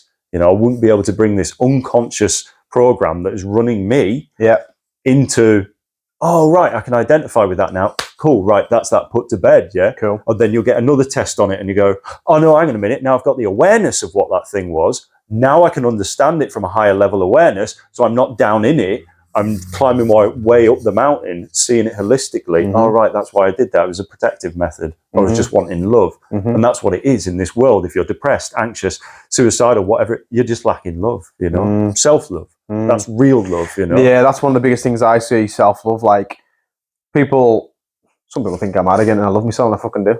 Yeah. I'm not arrogant, but I love myself. Yeah, exactly. You know what I mean? I do love myself, and I think you've got to. Yeah. Yeah, you've got to. And people walk around. I think as kids, we get told not to show off and not to shout from the rooftops about what you're good at and or, all that sort of stuff. And it does kind of just put you inside a shell, puts you inside your own shell. And linking in with this subconscious program, and I'd like to go on to, you end up just stuck in a bit of a prison, don't you? In regards to not just in your mind, but you believe all the things that people say when they say you're not good enough or you are a shitty person. Yeah. And because you're in your shell, you haven't got that kind of confidence to argue against it, or even in your own mind argue against it. So you just take it on board and believe it, and then it links into all this. You have these subconscious programs, which then just rule your life. And this was the start of my journey and kind of goal to become more conscious. Like from around, I don't know, maybe probably 2020 as well. I was like, you know what? I want to become as conscious as I possibly can. And this is where I was like, right, I need to become more conscious. How do I do that? I need to become more aware. How do I become more aware? I need to become more present. Okay, well, the phone notifications are going off first thing. Biggest thing, if anyone can take away from this podcast, apart from all the crazy shit, turn your phone notifications off. Yeah. We mentioned that before, didn't we? I like one of the first things I tell clients to do, get your phone notifications off. And they're like, okay, I joined for a fucking training plan not to tell us how to turn your phone notifications off. I'm like, yeah, but you need presence. Yeah. You need presence. Without presence, you've got no awareness. Without awareness, you're relying on subconscious programs. Yeah, you're not you. Subconscious programs are created from when we're children and through our upbringing and through difficulties in our life that we've not kind of, or emotional stress, which we've not really brought awareness to. And kind of used well. So subconscious programs, my personal subconscious program was, I want to stop drinking. I'm consciously can say, right, I want to stop drinking, but I find myself always drinking. Now, it might be that. It might be, I want to stop eating shit and get in shape, but my actions just keep me fat and miserable. I want to, I don't know, get a better job and improve my career, or even get a better relationship, or even get into a relationship, but my actions, and even though I kind of want that, I don't end up doing it, and I always revert back to this thing. And like you said before, you said in your car, why do I keep doing this stuff? Took me back to the time when, why do I keep drinking? And I remember, like, at the time, I was saying to my girlfriend at the time, like, I want to stop this. I just don't know how. And it was doing me fucking head right in. I went and done a year's worth of therapy. Didn't work. I done hypnotherapy. It worked for about 3 months. And I had to really go to town on my mind to find, why do I have this subconscious program of a bit of stress or a bit of uneasiness emotionally? Eat the booze. Yeah. You know what I mean? So subconscious programming, let's jump into that, because I think that's very, very important. For someone who's watching, they won't be aware of their subconscious program. Most of them won't. Most people aren't. How do people watching become more aware of their subconscious programming? Interesting. Yeah, it's different. Is it different for everybody? Like I say, we have our higher selves that are, higher dimensional versions of us that are living. We'll just go that. They're higher dimensional versions of us, basically. And like what I did on that day, and that's just one thing that worked to get this subconscious program aware to me, was just, I went like, I don't understand why I do this. Show me, please. And then you've just got to wait. And I had to wait like, I don't know, a day and a half. And then all of a sudden a memory comes to you. But as soon as you put that intention out to the world or the universe, then it will answer you. But it's whether or not we can pick up the cues of what this thing is. And like that memory that came into me, I remember painting the door frame and I was doing nothing. I was being present. Yeah, painting the door frame is quite an important thing. That I was painting the door frame, my mind was silent, and all of a sudden this memory came in, and I went, "Oh my God, this is huge! This is huge!" Do you know what I mean? Like, I remember start shaking. I was just like, "Oh, of course, this is why I do these things." That's why I had to break away from that. So ask the universe if there's something that you see as a detriment to yourself. Ask the universe, like, I don't understand this. Please show me why I do these things. And then be patient and wait for it to sort of occur, Then there's other ways of bringing it in, like somatic breath work and all this sort of stuff. But literally, like, every single person on earth right now has guides. They have higher dimensional versions of themselves who are helping them through. But because of free will, you have to ask them to help you. Yeah, and it's totally underrated, and I forget it all the time. And I'm just, I've got to struggle through this on my own, falling back into that individual consciousness again. But they're constantly there, like, just fucking ask us what you need to know, because we want to help you. Do you know what I mean? And then wait and see the signs and synchronicities, not coincidences, that will then occur. You'll get a flash thought for it that seemingly came from nowhere, and then you'll be able to build awareness onto it. As soon as you bring awareness to it, then it's no longer subconscious. Then you're understanding it. From that perspective, then you can go, oh, right, okay, now I can begin to put this to bed. Next time it crops up, you go, there's that thing again. Yeah. And then you can start to build on it. Do you know what I mean? There's other ways, but like just focusing on your breath, breathing into your dantian, you know what I mean? Like your power center is massive. Everybody's breathing really shallow up here and all the rest of it. Breath is everything. Everything. Let's get into that in a minute. I quickly want to tell a very brief story around what you just mentioned there in regards to asking your spirit guides, right? Again, first heard about this and thought, this is fucking nuts. I'm sat here, I'm going to ask something. What do I do? Right, so very quick story. Not even that long ago, within the last 6 months, I went to see a tea leaf reader, psychic, and she said, you're going to get offered a dog. Don't take it. It's not the right thing to do, right? The missus, her brother breeds dogs. So I told her, she was like, oh, it's probably when we go up to my brother's because he'll offer you a dog. He offers everyone's dogs. So I was like, okay, well, that makes sense. Yeah, go on. Anyway, went up to the brothers. I was waiting for him. Is he going to offer us it? He didn't offer me a dog. I was like, oh, interesting. So we left. I was like, maybe she was wrong, right? Get a phone call the following day off my brother, who knew all about this. Alfie the dog has went for one of the kids and we'll have to look to get rid of him. I was like, not on my fucking watch. I'll take him in. Not my dog, but I'm not letting the dog get put down because he went for the child and I haven't got kids and where it goes for me, he's not a dangerous dog by any. He's an old man, scruffy kind of dead sound dog. So I was like, nah, not on my watch. And I was a little bit like, oh, hang on, I've been offered the dog. She said, don't take it. What do I do? So I phoned my mate Claire, who I mentioned before, a bit of psychic powers and all that sort of stuff. Said, Claire, got a bit of a predicament. The psychic reader said, I'm going to get offered a dog and not to take it. It's not the right thing to do. However, my brother's offered us a dog and I really don't want to let the dog get put down. What do I do? She said, ask your spirit guides. I said, what do you mean? She said, just say out loud, should I take the dog in or not? And the answer will come to you.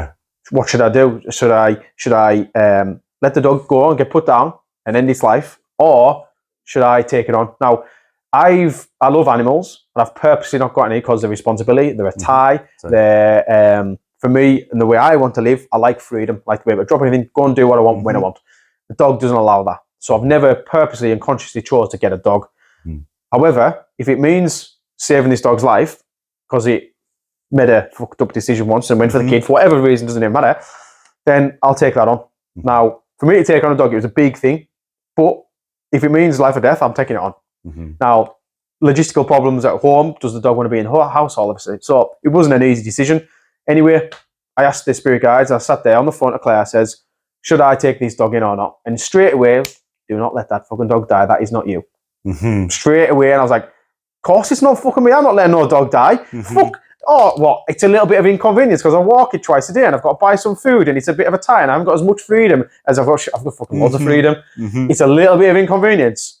Of course, you've got to take the dog in. So I said, look, I said to my brother, don't worry about it. Like, if you need to, go down that route, I'll take him in. Didn't have to take him in. It sorted itself out.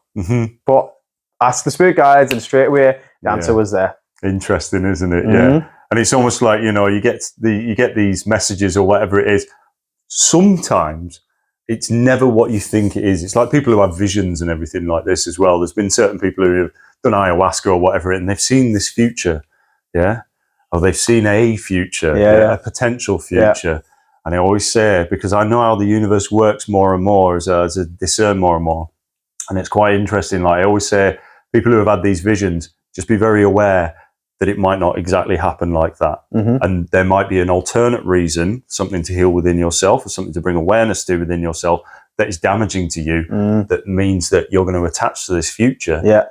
That won't happen. But because you're attaching to it, you're going to see that the dangers of attaching to whatever it is. So there's lessons in there.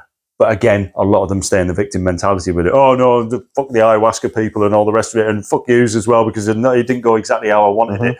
Let go, surrender. You know what I mean? And that's massive, massive on this thing. Also, just quickly about intuition and listening to your body over your mind as well. My body taps and nudges all the time. Big affirmation, a big, a firm yes is a nudge on my right knee. What do you mean? Like if I'm thinking a certain thought, again, remember that God, universe hears everything. Like whenever you're sat there thinking, it doesn't have to be just your body nudging, it can be birds tweeting outside. Specific birds are like super yes for me and all the rest of it. Pheasants have been bang on recently. Like, and this sounds so kooky and out there, and I know how it sounds. I don't give a fuck.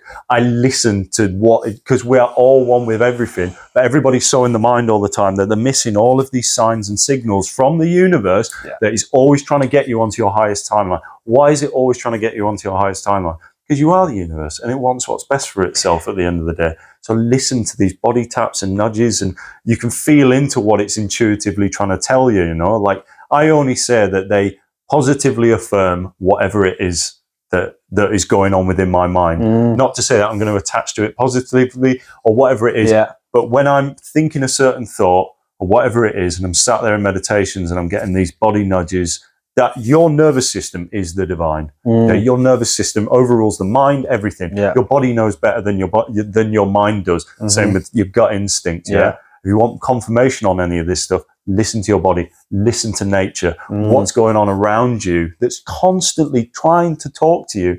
But because we're in this logical mind of going like, no, it couldn't be, then you're blocking that, you know. We're choosing to block it, we're constricting that. Car horn. Can I stop you right there? Yeah. This is fucking nuts. Before that car horn just went off, I was literally in my mind thinking, so if I'm thinking of a question, then let's say, should I go with this girl or not? Something will affirm that the answer, like that I'm thinking, and that then just fucking beeped. In my mind, I was actually thinking of a dog. So what the question I was going to ask you is, so if you're thinking a question, you might hypothetically speak, and as an example, you'll think a question and a dog will bark to say yeah. Yep. That's right? Yep. That's exactly what just fucking happened. I was thinking that question, that fucking car just went beep beep.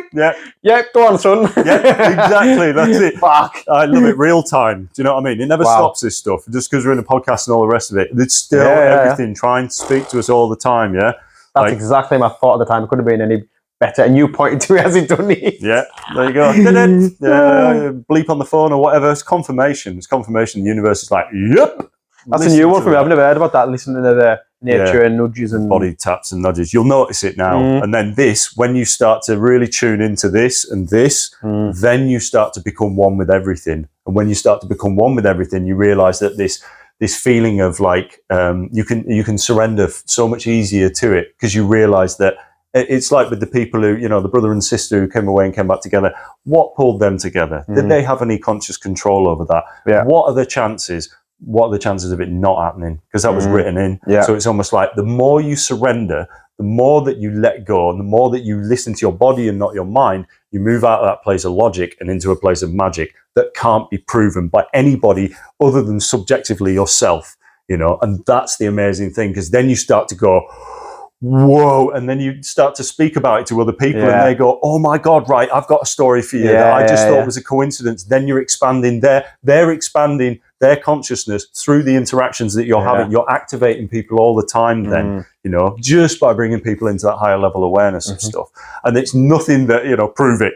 You'll either be proved or disproved in your own lifetime. You'll experience it all you want, like, and you'll be open to it all you want. And that's for you to choose. And even if you kind of even if you kind of like don't even believe it, and then it, like that guy, he said, like, you know, oh, it's logic, I kind of can't buy into it. His kind of words were almost, and then half an hour later, fucking, you've got to believe it. You know, he was pushing in front of his face. But whether you, for him, in his position, and anyone else listening thinking, it can't be proved, it kind of doesn't matter. It almost doesn't matter, it can't be proved, because when you experience it, you know it's true. So by default, it is true because you believe it. Yes. You know exactly. What I mean? You create 100% of your reality, you know, and that's the beautiful thing about, like, this isn't just happening to people who have this awareness. This is happening to everybody all the time, whether you're conscious of it or unconscious of it. It is happening to you all the time. You're getting these body taps and nudges, because I got them right the way through my life. And it was only after I started to awaken in 2020 that I really started to tap into it and listen to my body. And my body was never wrong. And it doesn't matter. It's not about attaching to, oh yeah, go and do that thing and think that it's going to be a positive outcome. It could be, go there to do that thing so that you can suffer more, so that you can learn more. You've got to be open to that as well. You can't just think that it's all going to be positive. It's not. You know, most of the time it's pushing you into places of discomfort on purpose so that you can grow. The more that you listen to this and don't listen to this, the quicker you'll expand. I don't even know if we have control over that as well. I think we do to a certain point, to be honest. But like, you know, I have a story exactly the same as them. Their brother and sister who didn't know they were brother and sister. My sister and a friend, she was sat on a plane going to Portugal, and she got the plane from London. And my friend Scott, who I always intuitively knew that him and my sister should connect, she was sat on a plane with a friend of Scott's randomly on that plane, and she started talking about this. Anyway, I was speaking to my sister. She was talking to my sister about like, oh, my friend Scott is just moving from London up to the Lake District. That's how they connected. Oh yeah, because I live up in the Lake District. There you go. And then from that, I said, God, Nick, I really get the sense that you should start speaking to Scott, because I think Nikki's my sister. Sorry, my older sister. You should really speak to my mate Scott, because you two would get on really, really well. Do you know what I mean? So this lassie, who no connection at all, hiya, random, how are you? She knew Scott and knew that he was moving to the Lake District. And when I told my sister about Scott, she went, right, this is really strange, okay? Because I was sat on and I already knew what she was going to say. Because I just immediately started laughing, and she was like, it could be him. I was like, it is him. I know it's him. I know it's him. And then like we're thinking around, is it that guy on Instagram? Yep, that's the one. Wow. So people who are always going to meet are always going to meet. Do you know what I mean? And there's the logical mind goes, nah. You know what's funny, right? Real quick story again, but a similar story to that. I seen a video online, and it was two guys when they're gaming and they're streaming each other. Yeah. And this guy's gaming, and he's looking at the guy he's playing with, and he's like talking to him. Whereabouts are you from? He keeps looking. He's like, what the fuck, you know, Becky? What are you doing? And he's like, my girlfriend's in your fucking bedroom. And he's like, what the fuck? Like, what are you talking about? Because this girl, like, one guy's gaming who he's against, and there's a girl in the background. He's like, what the fuck are you doing there, right? So he's like, you've just left me fucking house 20 minutes ago. And he's like, what the fuck? So wait until he comes around, right? So then he's like, you've just texted me saying, and then obviously the guy who he's speaking to was turning around saying, your name's fucking Sarah. Why is this guy calling you Becky, saying he's your girlfriend? This is just some random guy online streaming. We're in different places and all this blah, blah, blah. Anyway, long story short, this guy says, I'm going to ring him because I'm going to ring you now. I said, go on then, ring us. So he starts ringing her. Hello? She answers the phone, but the girl in the bedroom doesn't answer the phone. And he's like, where you at? Such as starts speaking. And then so the guy on the other side of the camera says, like, is this it? Yeah. When where were you born? Blah, blah, blah, blah, blah. 2 twin sisters that were separated at birth. No way! That's even better than what I thought. No way. 2 twin sisters that were separated at birth. He's seen his girlfriend's twin sister in the background, thought it was his bird, it was being funny. It was just texting him saying, who said 20 minutes ago, I'm going for food, and he thinks I've just fucking busted her. He's around some guy's house, and he wasn't his twin sister. Yeah. No way. Where were you born? Oh, born here. Shoot, my girlfriend was born there. Separated, blah, blah. So what made that connection happen? That's the thing that I will never understand that. Nah. I love the magic of it. If I did understand it, it would take some joy out of it. Do you know what I mean? But understanding that we are all one unified consciousness, however we think and feel we're this individuated point, and that's what shows you. The universe will always show you. Life will always teach you about this. So when you bring it into that higher level awareness, you're able to go, yeah, they're always going to meet, you know. Class. But it's still fucking awesome that they did, and how the fuck, I don't understand it. That's why I keep saying, like, the best affirmation for me in the mornings is going, I don't know what I'm going to do today, because that literally the universe is like, cool, I'll show you what you're doing today. I might try that, because I'm very much a planner. I want to really get my shit in order and be productive and efficiency and all this sort of stuff. So, and I've tried the kind of going with it a little bit, and I'm still a bit like, do a plan, do I go with it? Like, so I'll try that. Let's have a quick toilet break, and then we'll get right in deep in the psychedelics. All right. So moving on then, let's get right into the juicy part, which everyone's going to know about. Juicy. Getting absolutely off your bonnet on psychedelics.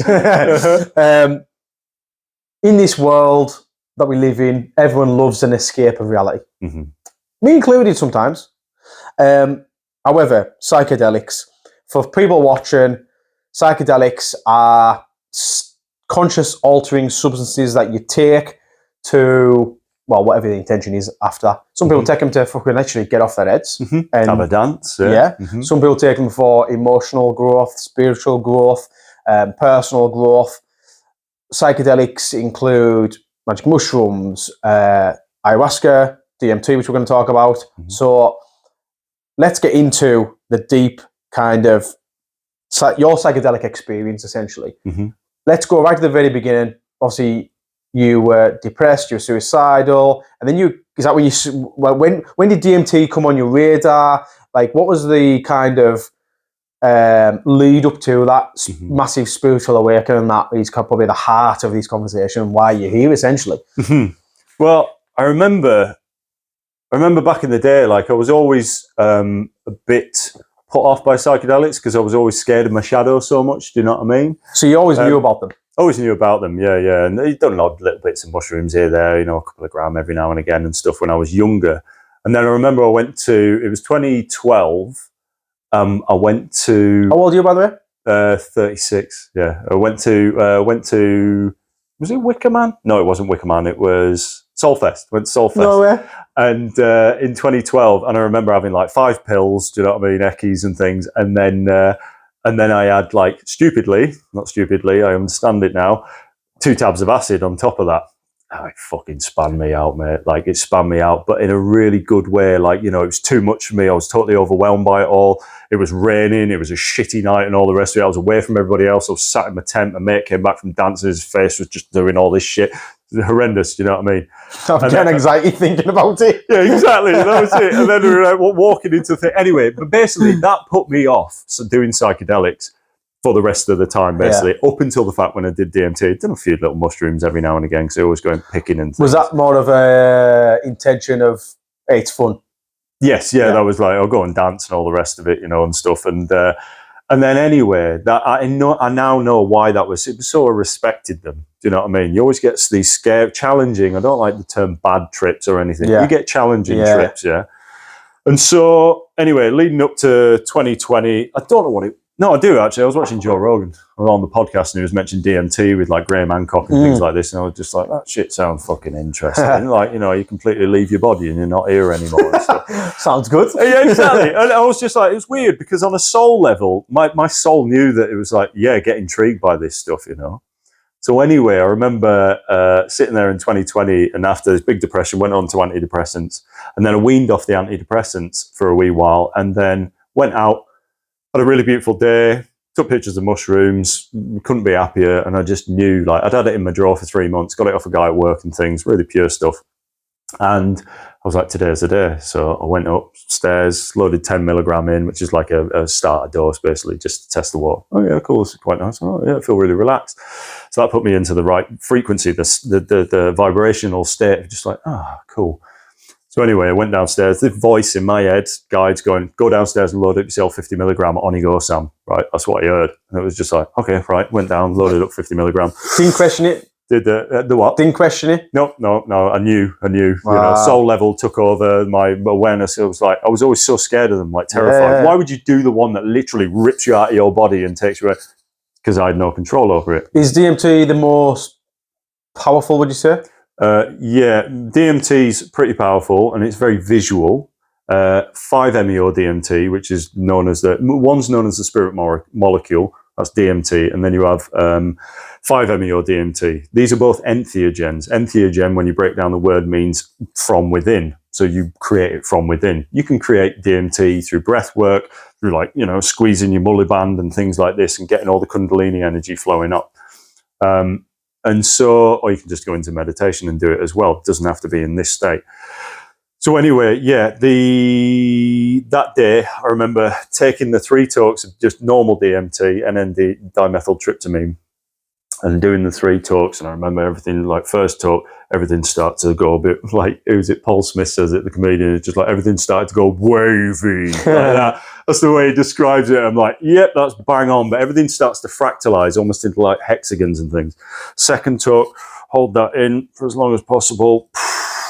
by the third one, like everything's, my hands are becoming something else and all the rest of it. And then my ego mind kicks in and I remember putting the pipe down and just laying back. I had like a DMT track playing that was on YouTube and things. Very good for. Were you doing this by yourself? No. Yep. You're doing it by yourself? I always do it by myself. I always do it by myself, which I didn't realize was like a thing. Like everybody always says, like, you didn't have anybody with you and you're okay. I'm just like, yeah, no, I'm fine. You know, it's just like, brave. So anyway, I didn't even know at the time. Do you know what I mean? And it only came into my awareness that it was just like, everybody's like, well, you never have somebody with you. I'm like, no, I never do. Why? And then they're like, you should always have a sitter. I'm like, nah, that's fear. That's you not trusting the universe and all that, you know? And it's like, but now I understand. In previous lifetimes, I've been a shaman. I've done this work. I've held space for people, big settings and things like that. Anyway, so I remember after that third talk, putting a pipe down next to me and my ego mind going like, whoa, fucking what have you done? What have you just done, mate? Like, and all this. And I remember my higher self just coming in and going, just shut the fuck up. And as soon as I said up, boom, I was shot down a tunnel, completely left my body. There was I was pure awareness. I became pure awareness. I became one with the fabric of the universe, basically. All of my story, all of my depression, all of my anxiety vanished like that because it was all attached to me, attaching to a story that I'd told myself about myself. Do you know what I mean? And like in there, I can't honestly say what happened so much. I remember just being in there and there was all these purple, green colors and stuff like that. And then coming back into my body, I remember sort of just pulling that first breath again and looking around and going, holy shit, oh my God. That's all anybody can say when they come back round. Now I hold space for people. Now they come back round and they're just going like, oh my God. I'm like, yep. And they're like, whoa, what the? Like, yeah, because you're literally going into another dimension of reality, you know, and it's like, but in my first one, not everybody gets full body disillusionment and the ego dissolves and all the rest of it. I was able to fully surrender and let go. And with that went all of my anxiety, all of my worries, all of everything. And I remember just coming back into my body, stood at the top of the stairs and just being like, oh, like beyond the most amazing thing that has ever happened in my life. Like amazing, you know, the birth of my child, all of these things that people say, mate, no, it was DMT. And that's not to play down the birth of my daughter. Different, very different energy in different ways. This, you died. I died to myself. When I came back into my body, it was like I was reborn. And not only that, I was able to bring, like your beautiful book that you've got, all of this higher dimensional awareness down into this body because I got rid of the mind. Yeah. Fully present when I'm here, I'm sat here and I'm just, yeah, cool, man. So the anxiety, the depression, all that sort of stuff disappeared. Is that simply, I'm trying to kind of read between the lines, is that because your awareness just went from there to there and you were aware that your anxiety and depression were being created by your mind and stories that weren't true? Yes. Yeah. Or it was just, it's not that they weren't true. Yeah, it never happened in essence. Do you know what I mean? And it was my attachment to the energy of what had occurred in that experience that then I bring forward to create my reality in the future, basically. So it was really, really interesting. Big ringing in the right ear right now as well. And it's like, yeah, from that, I was in the best place that I've ever been in my entire life. I gained like, I don't know, like so much muscle and stuff because there was no ego mind going, you're tired now. And it was just like, no, I'm just going. And it's like, oh, I hear you, mind. I hear you, mind. It doesn't make a difference what you think or feel about this. Like I'm overruling this now, you know? So it's fascinating, absolutely fascinating. Every single morning I wake up at 5:30, tape my mouth. Thank you for that. Jog on with that because I'm going to start doing that again. Tape the mouth. And then drink full glass of water, get up, meditate, right? Then go and get your coffee or whatever it is, work out, do your breath work. Every single morning before work, I would go into the river. On the way to work, I would go down underneath the bridge, sit in the river for at least a minute, reset my body, come out, go to work, and I'm here. I'm here. Yeah. I'm nowhere else. And you're doing that to literally experience the day so much better than what you would do if you hadn't done that. I know there's people going to be watching thinking, well, why would you want to go and sit in the river and be freezing cold? And because my mind was telling me that that's uncomfortable and you don't want to do that. Opposite, go do the opposite of what your mind's telling you to do. Because that's the way that you free yourself from the mind. You will never free yourself from the mind with the mind. So thinking about it all the time, impossible. Yeah. The only way you can do it is if your mind's going, oh, I think you should eat the chocolate bar and not go and do the thing, and you do the opposite of it, then it loses all of its power. And then after a time, after a month, 2 months, 3 months, it realizes it has no control over you anymore. I think it'd be a good point to make here that if anyone's on this journey and they're kind of, I would say, stuck between these different levels, it can get a little bit of scariness, isn't it? Like, I know I've experienced it in the past where you increase your level of consciousness and then it's like this new way of living and you're like almost don't know what to do with it. Like, let's say you increase your level of consciousness, you're a bit more aware, you maybe lose a few friends and it's like, oh, fuck, I've got no friends now. Oh, well, maybe I'll go back. Should I go forward? Is this where I should, like, and it's a bit scary. I think it's a really good point to make and a good time to make the point of, if you're at that point, reach out to me and Sam and we can help. Yes. We can help kind of read between your lines and help probably bring you on a little bit maybe. Yeah. And or at least help you find comfort where you're at. Yeah. Because, I know from my experience, you certainly kind of, when you go up that next level, it's a new experience of life, and it's like, this is a bit strange. Don't know. You start questioning a lot of stuff, and maybe a bit of self-doubt creeps in, and it's a bit fearful to a degree, isn't it? I just want to make that point. So you go to work, you're there, you're doing all this different stuff, and that was all because of the DMT. Where's your thoughts in regards to like anxiety, depression being kind of physiological, and it kind of starts there and then goes into the mind compared to the mind creating it all? So I know, like, this, from my perspective, is anxiety and depression are just ways of thinking that have just been in a loop, and you've been trapped in that way of thinking that's made you feel that certain way. And you've thought that way for so long, that's created a depressive feeling, or you've thought that way so long, it's created anxious feelings. That's my attitude on it. But I know some people argue against that. With no, it's a physiological thing that kind of controls the mind, and it goes that way rather than the other way. What's your thoughts on all that? I think it's a bit of both, to be honest. Like, I think it's a bit of both, and that's the thing, like, with the neurological pathways, as you are, it's like, look at it as a field, you know what I mean? You've got some stimulus happens out here, you have a thought, and then that makes you act, in a certain way. You've got to have a thought, and then you act on that thought. If that thought is unconscious, you're usually going on this programmed thought that's a well-worn path down the middle, because it's the easiest way for your brain to fire down that neurological pathway. What we need to start doing now is literally, like, pausing is so underrated as a method of thinking. If anybody says anything to you and you pause before you're responding to what it is, or similarly, if somebody's saying, go and do this thing, and you have that pause, take a breath, then you're just giving yourself a little bit of time to be able to go, my mind would usually go down this pathway here, because that's so ingrained and it's the easiest route. Be that a fearful one, be that a good one, it doesn't matter.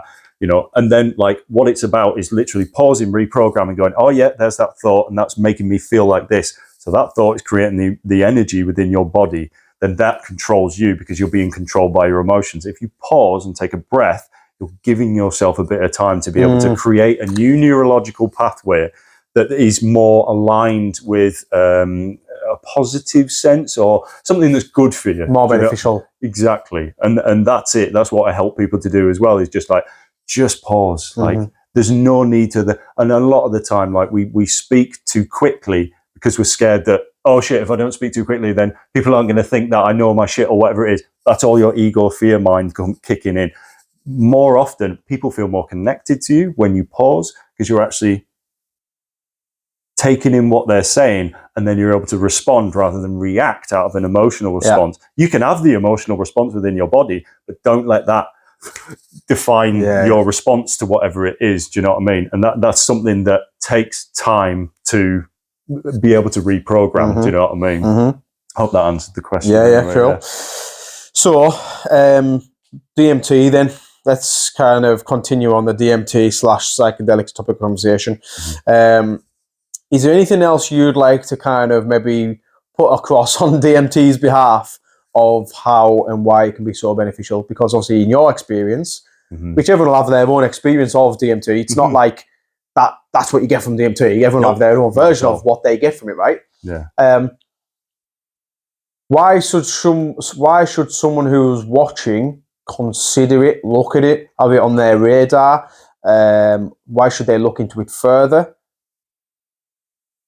Why should they do all that? The thing I always say with people is like, there's never any force applied to it, because it's something that you have to be open to yourself to be able to do. Do you know what I mean? Or to be able to consider, I guess. Mm-hmm. And that's why it's like, like it was like on my day when I first did it. You know, it was a thing where I was just like, I think today's the day. And if you get that feeling, then consider it. You know what I mean? If there's something you're listening to this and going like, that intrigues me, I think I'd like to have a go at that, or maybe consider it and stuff. Do your research on it. You know that all of the research that you do, nothing can prepare you for what actually happens. Like everything you do is going to be a waste of time. Exactly. It's like, oh yeah, does this to you? Yeah. And again, it's that logical mind, magic mind. You know what I mean? And just be open to it. You know. But I've sat with people, and you know, some people have had really traumatic experiences on it, which later on down the line, they've got the benefit from it, but they had to go through that. And it's all about surrendering and letting go. Do you know what I mean? And the ego, but don't try and make sense of whatever it is that's occurring in front of you.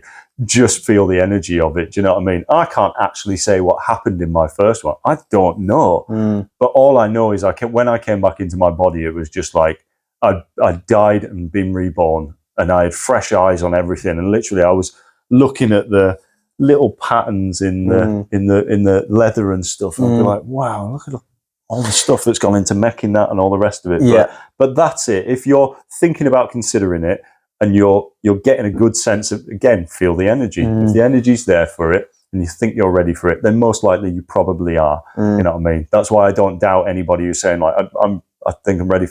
That's all you need. Do you know what I mean? You mentioned before in the gym, after you took it one time, you slipped into psychosis and kind of, is that right? Oh, that was 5-MeO DMT. Okay, let's jump on that then. So you've done normal DMT, amazing, spiritual awakening. You're now so fucking conscious and, you know, smashing life. Year and a half. And then you decided to go up a level. Yeah. Well, basically, after the DMT, took it on the 26th of September 2020, and then from then I saw who I was in my higher self. You know what I mean? I was fully my higher self. I still am. It's just I forget from time to time, you know, because we're all human. That's the beautiful humbleness of it as well. And there's still lessons to learn. But anyway, after about 8 months or something, I was saying to you, I got pulled out of it because like my presence waned. Why? Because I was starting looking into crypto and things like this. I was thinking, oh, maybe don't have enough money, all the rest of it. And I lost a bit of money on crypto and stuff, like $2,500, something like that. And then that started to sink my vibration lower and lower and lower. And then I thought, oh, we have to rely on money again. Fear creeps in, because with money comes fear, all the rest of it. Oh, I might not have enough, blah, blah, blah, blah, blah.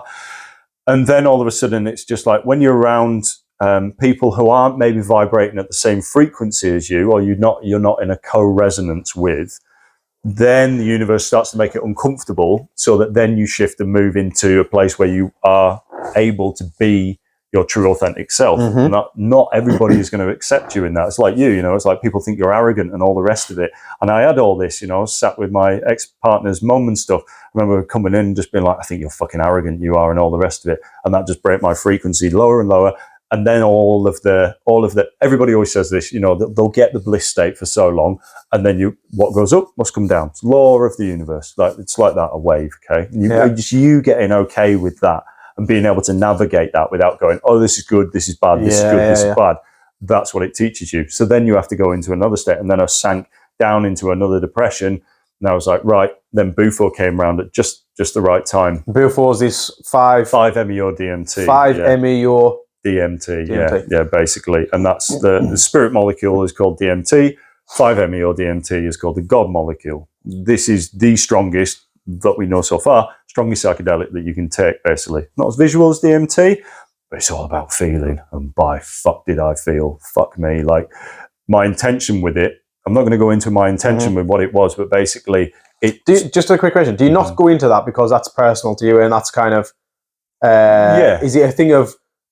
It affects, because like, you know, say for example, this is more my curiosity. Let's say, I can't tell you, no, hang on. I was going to say a secret, and not a secret. A wish. I can't tell you a wish because it won't come true. Is it that type of thing? or is it just your personal thing? No, it's just my personal thing because it was my intention for it. Basically, I suppose I can share it. There was no thingy about it. Yeah, because it's quite interesting because it plays into my Akashic and everything like that as well. Totally up to you. There's no, obviously, you don't have to. I was just curious, why wouldn't you want to? No, not why would you want to share? I was curious around why do you not want to share? Is it a thing of it affects? If you share it, it affects the effects. Yeah, it affects the collective in maybe a negative way. Do you know what I mean? But I don't know that's that right. actually. That's you know what I mean? we can skip over it. But yeah, that's it. Like with the intention that I went into it with, like I was asking some very deep questions about reality. Do you know what I mean? And like what's going to happen and what we're being prepared for and all sorts of stuff. I don't want to scare people too much. Do you know what I mean? And that's probably it. Yeah, good, innit? I'll let you know afterwards and things, right? But it was basically. So at the start of the 5MEO, and I remember them saying like you sucked it and held on to it for a long, long time. Like they had to tell you to breathe and that. And again, why the fuck would I've watched people doing 5MEO DMT and they're like writhing around and like screaming and all the rest of it. Why would I want to go and do that thing? Because that's what my soul wanted to do. Do I have any control over this? Nah. And my soul knew that I was ready for this. Yeah.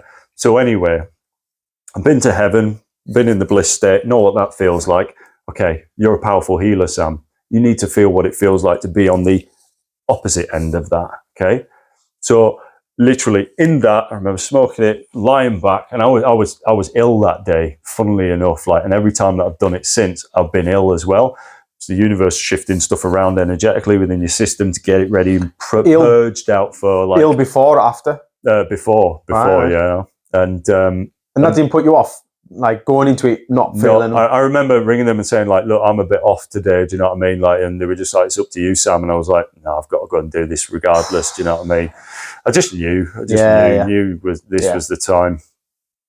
Not consciously, anyway. But anyway, take the pipe, go into it, and I don't remember the start of it, but all the people watching said that I was just there going, "Oh my God, I understand it. I get it. Yeah, like this." And then all of a sudden it was like, now it's time to answer your intention for this thing. And that sent me to what you would call hell. Hell is just a ego mind concept of polarity of good and bad, basically. Do you know what I mean? So I've been to heaven, now you've got to go to hell. Hell isn't like devils and pitchforks and Satan shagging you up the arse with a fucking pineapple. It's not that at all. It is deep, deep feeling of utter terror and hopelessness that you feel is eternal and goes on forever and ever and ever. And it feels like on a soul level terror beyond anything I have ever experienced. It was like all of the trauma from all of my ancestors and every single war that had ever been lived and fought in, all of the terror that was felt by every single individual in all of that war was put in a little energetic ball and went bang into my system. And it was fucking terrifying. I have never felt terror like that. If you can feel more fear than that in this lifetime, I don't want to go there. Yeah. I do not want to go there ever again. But now I understand. When I came out of that, I was like, fuck, I was getting all these flashbacks all the time. I remember I had to start a new job. I was leaving my flashbacks of that feeling all the time. It was coming up. And then later on, so anyway, what I had to do then was I had to go into another job. I'd left my other job. I had started this new job like a week later or something. I was not fucking ready for this. I was literally sitting in bed all night, like getting these floods of terror, like constantly up through my body, reliving that experience, horrendous. Like, moving out from my ex-partner. We just had a child and everything. Everybody fucking hates me. They think I've gone crazy, all the rest of it. Did you think you'd gone crazy? I did, but there was something telling me that this is very important for you. And it was that thought. It was after I came out of that experience, because like when I went into it, everyone was like, yeah. And then like when I came back round, like the shaman who was like, looking after us, they said they had to stop us from getting up and like writhing out of it and all the rest of it. And I remember when I was in there, I was just going, no, fuck, like this. It was fucking terrifying. absolutely beyond it. They had to grab hold of me, hold me down, and go, "It's all love, it's all love, it's all love," like this. And I was like, "Nah, this isn't. That was not love. That was something else." Do you know what I mean? I remember opening my eyes afterwards, looking around, and everyone's there like, right. Oh, and I went first out of the three, so I was just like, "On you go." Do you know what I mean? I could just feel the energy, and everyone's like, "Shit, what the fuck?" Everybody's twitching and shaking and stuff like this. I think at that point Adam might have pulled out. Yeah, exactly. I was so surprised. You know what? I wouldn't give it a miss. You know, that's it. But like, yeah, they've got me to sit away anyway. So anyway, in the next weeks and things, like my mate came round to my friend's house afterwards, and I remember her just looking at me like, "Fuck, what did you just go through like this?" And I can feel the energy, and I'm just like, "What the fuck happened?" And he came in and sort of said something. He was just like, he triggered that memory of just, it doesn't matter what I do. It doesn't matter what I do like this. And I'd love to go into the intention at some point anyway, but I'll speak to you about it later. Yeah. And yeah, it just doesn't matter what I do. Complete hopelessness. Nothing good there at all. Not a shred of hope, not a shred of like goodness, whatever. Cool. So anyway, I had to go to this new job and all the rest of it. And it took me about 6 months sitting in that place, going through every egoic attachment to what this could mean and what it was and how it like applies to my life now, while I'm breaking down, like the relationship between me and my ex-partner is breaking down. Just had a child. Everybody in the family is looking at me like, "What the fuck has just happened to you?" Do you know what I mean? And I'm in terror. I'm in full terror, fight or flight mode for like that whole time. So anyway, I reached out to a guy actually who helped me through a lot of stuff anyway, but it got to one night that I was staying up at my ex-partner's house, and I was laying on the bed there, and I was just like, right, someone just said, "Go searching for the fear. You go looking for the fear." And you hear this a lot in these healing circles and all this sort of stuff. As soon as you start to like face that fear, it no longer has grip over you. It does not have control of you anymore, because you're going, "Come on then." You're not resisting anymore. Exactly. You've let go, you surrender. And that's what the whole Bufo experience was about. And it was to feel the polarity of heaven and hell, so that I can help other people through these journeys when I hold space. So anyway, what did I do then? Yeah, I was meditating. I was just sat there, and I felt that, I haven't felt that pang of terror in a while, a few months and stuff. So I got this pang of terror, and instead of going like, "Oh, right, not going near that," I was like, "Right, that's enough for tonight, but tomorrow night, I'm going to fucking go and hunt that fucker out of my system," And that's why we store all the stuff in our bodies and that. So anyway, the next night, I was like, set the intention. I'm sure I smoked a bit of hash as well, just to help get you there. Hash, cannabis.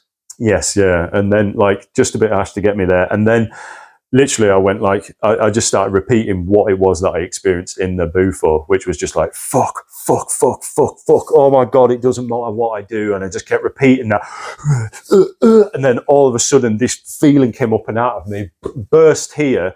And I wept. I wept for like an hour and a half, like just pure screaming into a pillow, letting it all out, like big somatic release, shaking like a motherfucker like this. And from that, like I could hear my guides going like, "You passed the test, well done." Well done, mate. It only took you 6 months. Sometimes it takes people years to do that, to look at your fear, the biggest terror that you could ever feel, and you went searching for it.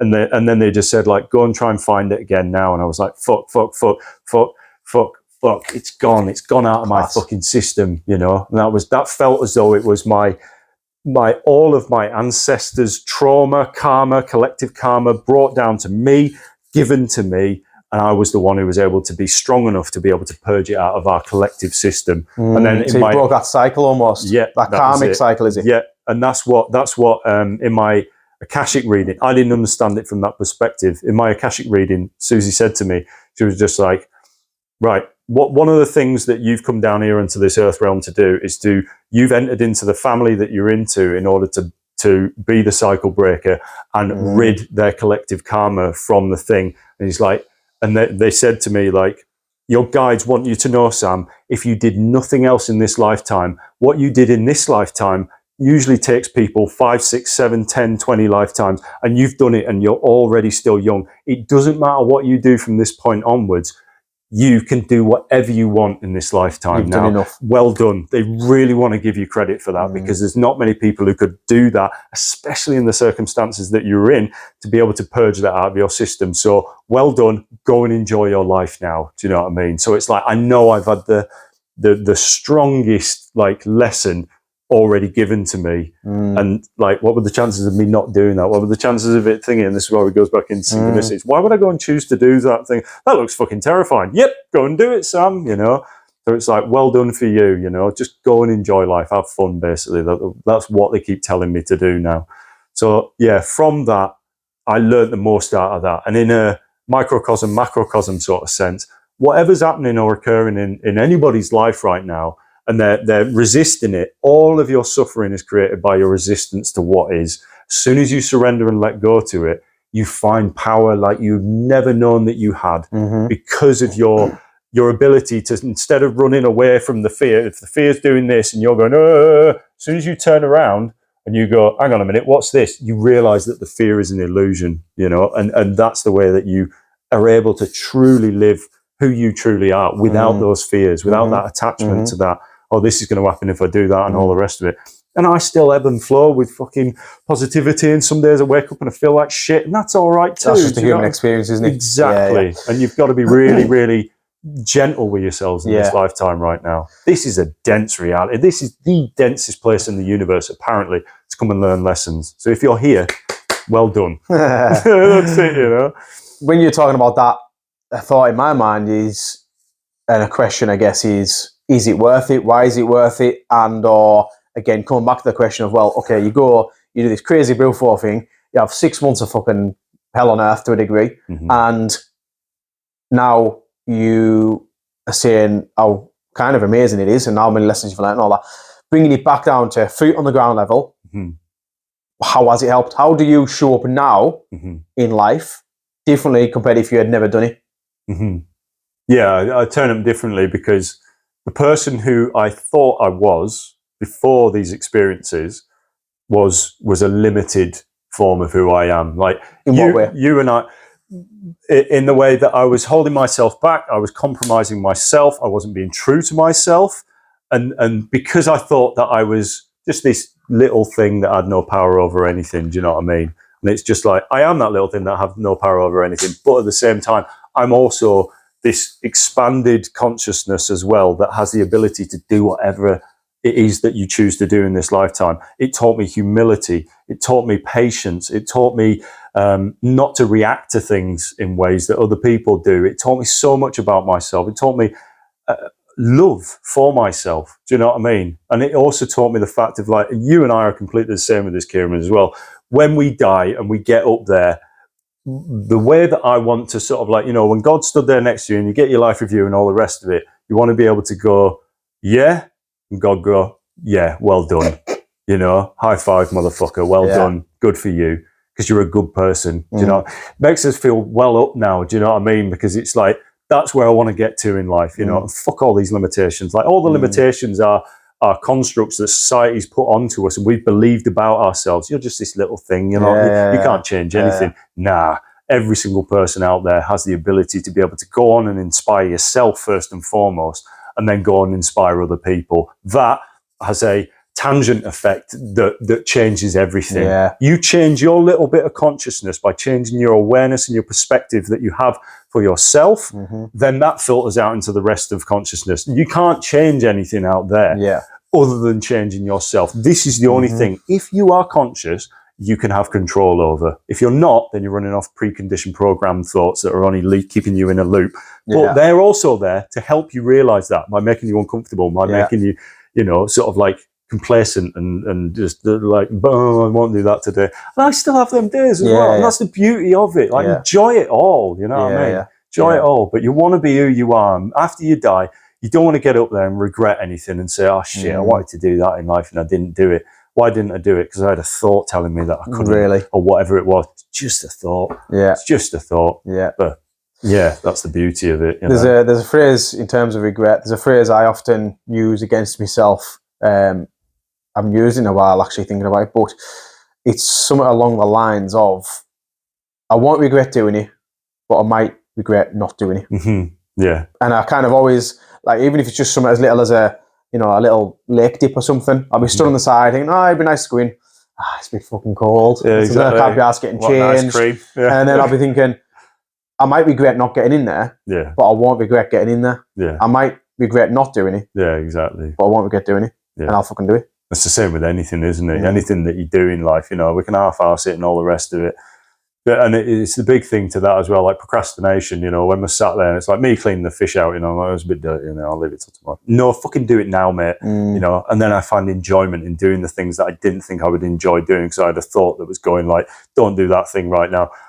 You get so much enjoyment, and that's playing into Zen properties and things like that, when you really just do things for the sake of doing them and seeing everything as play. See that there? I love that because you've kind of just summed up really my theory almost on discipline. Personally, I don't get the discipline thing, and I don't get. You've just got to like build up this discipline almost, and I'm like, I understand what discipline is and all that, but like you're making a decision there from your higher self. It's not how to explain it. It's not like discipline is like just a word, and it's kind of something made up, right? What's your thoughts on that area? Because from what you're saying there, it's like you've articulated almost the way I view trying to make better decisions.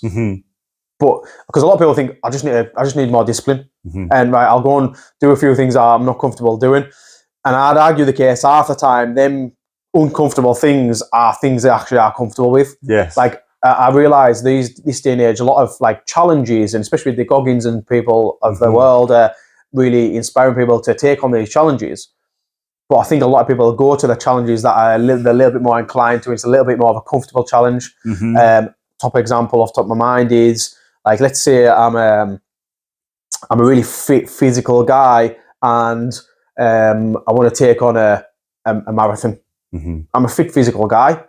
It's not really, it's difficult, it's a challenge, but it's not as scary as going and sit and fucking meditate for 10 hours a day for 5 days and not having any communication with anyone, not even looking anyone in the eyes. You know what I mean? Yeah. That's a fucking challenge. Yeah. So going into the discipline aspect, people watching that will kind of want to start making better decisions. And with what you just said there about kind of your higher self making the decisions, how can they kind of take what you've said there and utilize it? Yeah.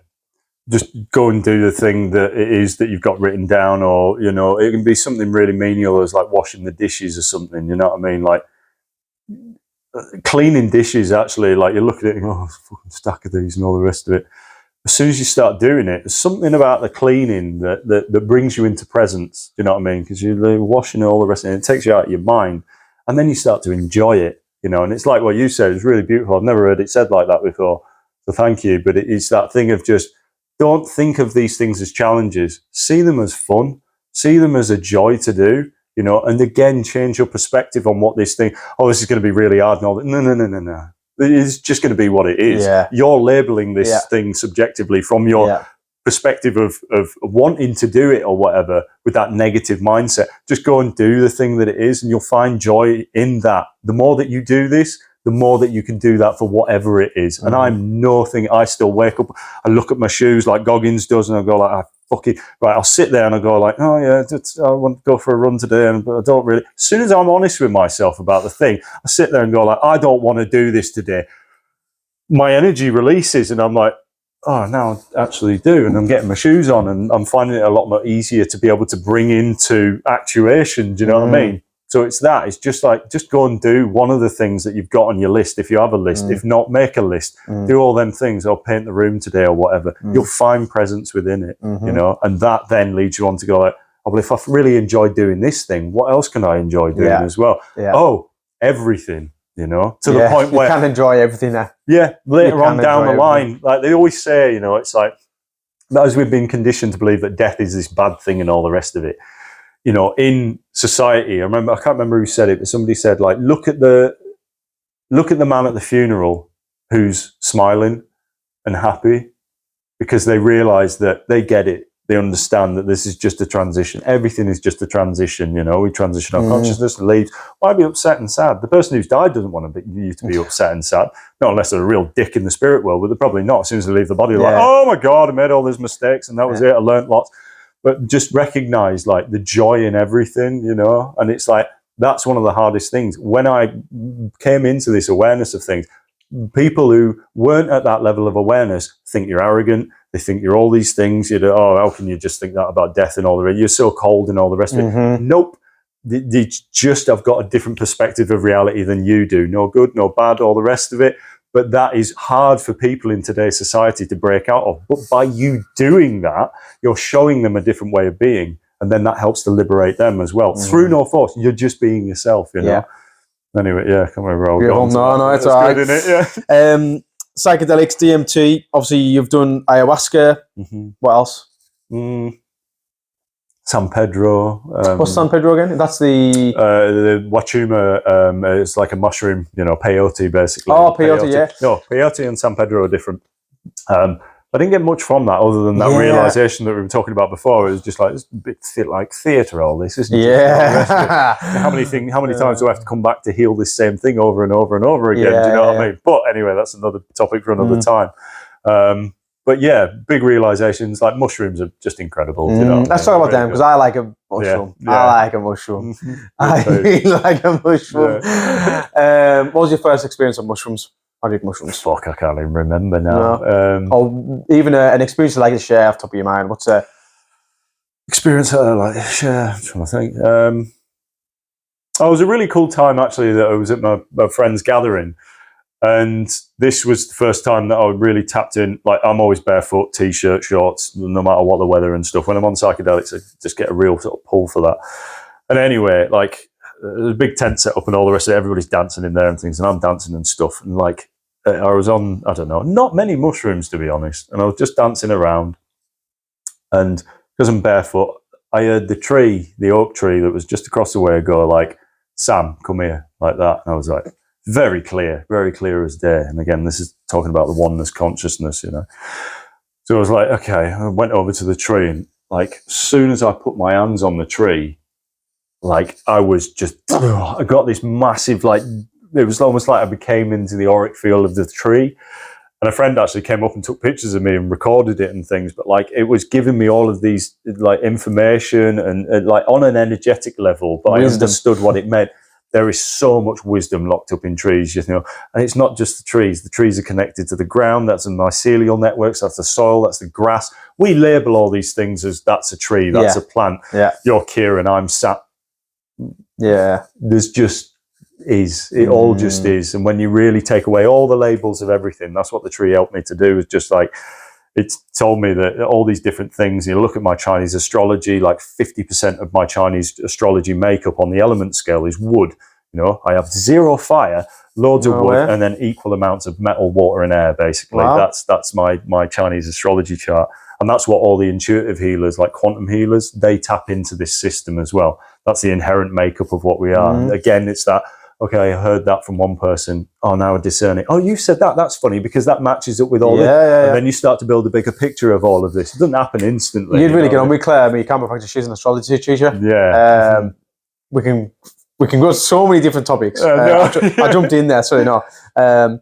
So you, again, let's bring it back down to feet on the ground level. You tried magic mushrooms. You got all this wisdom from the tree. How does that, from that day forward, how did that improve your life? Because what I'm trying to get at here is, some people will be watching and thinking, he just fucking loves getting off his head on all these drugs. Yeah. Magic mushrooms and psychedelics, these things that you jump off buildings and you feel like you can fly on them and all this sort of stuff. If you listen to all the media, which is there to, as a, you know, oh, don't do these things, you'll go crazy. You'll lose your mind. I love that term. You'll lose your mind. Yeah, you fucking want to. Yeah. That's it. You know, everybody, oh no, you'll lose your mind and go crazy. It's like, nah, the whole process of this is getting out of the mind, surrendering to the heart, and that's it, you know. But like, how's it going with the mushrooms? Yeah, with the tree, it helped me to give me compassion for myself. Like, I had this massive energetic, like, release, and again, I was like crying, like connecting to the tree. It was telling me all this stuff about myself, how proud I should be of myself. Not proud, but like how worthy I am and how like loved I am and all this sort of thing. And that helped me to have a lot of compassion for myself, because I've been brought up in a very controlled environment. It's always, oh, it's my fault. Everything's my fault. This is all my fault. Nah, like, disbelieve all of that shit. It's not true. You know what I mean? Like, you're a good person. You're doing amazing things in the world. but still that ingrained perception of self is still there to a certain degree. So that's what it helped me to do. Same with looking at all the astrology and things. They help you to understand yourself more. Yeah. Moreover, like a lot of the problems and blocks and defeatist like thoughts come from a lack of compassion for oneself. Like massively lack of compassion for oneself. It's the number one thing that I've found out of doing Reiki healing and doing mushrooms and doing all of this stuff. If you don't have compassion for yourself, you can't show that compassion to the rest of the world. So it's like that's first and foremost, especially for people who are light beings, light workers, who have come down here to help at this time. Compassion for oneself is key so that you can have that inherent, honest love for yourself that you can give to the world as well. Do you know what I mean? But like that's what all of these things help me to do, because I would like struggled with. I would always blame myself for anything that happened. Ridiculous, completely irrational shit. Oh, that's because of me that's happened. That's because of me that's happened. Because of my upbringing and things. Again, it's all perfect because it brought me to this place of awareness where it's going like, no, you're not that. Oh, you can show other people how they're not that as well. You know, so just unconditionally love people. That's what I do on the calls with folk, is just I show them that love that they're not giving to themselves, and they go like, I fucking like you, and it's like, yeah, I fucking like you too, man. Like you're a good egg, you know. I think you can maybe help me here, because compassion is something which I struggled with for a long time, and it was compassion for my former self that helped me get over all the shit that I done with guilt and shame. Done a lot of stuff in my life which I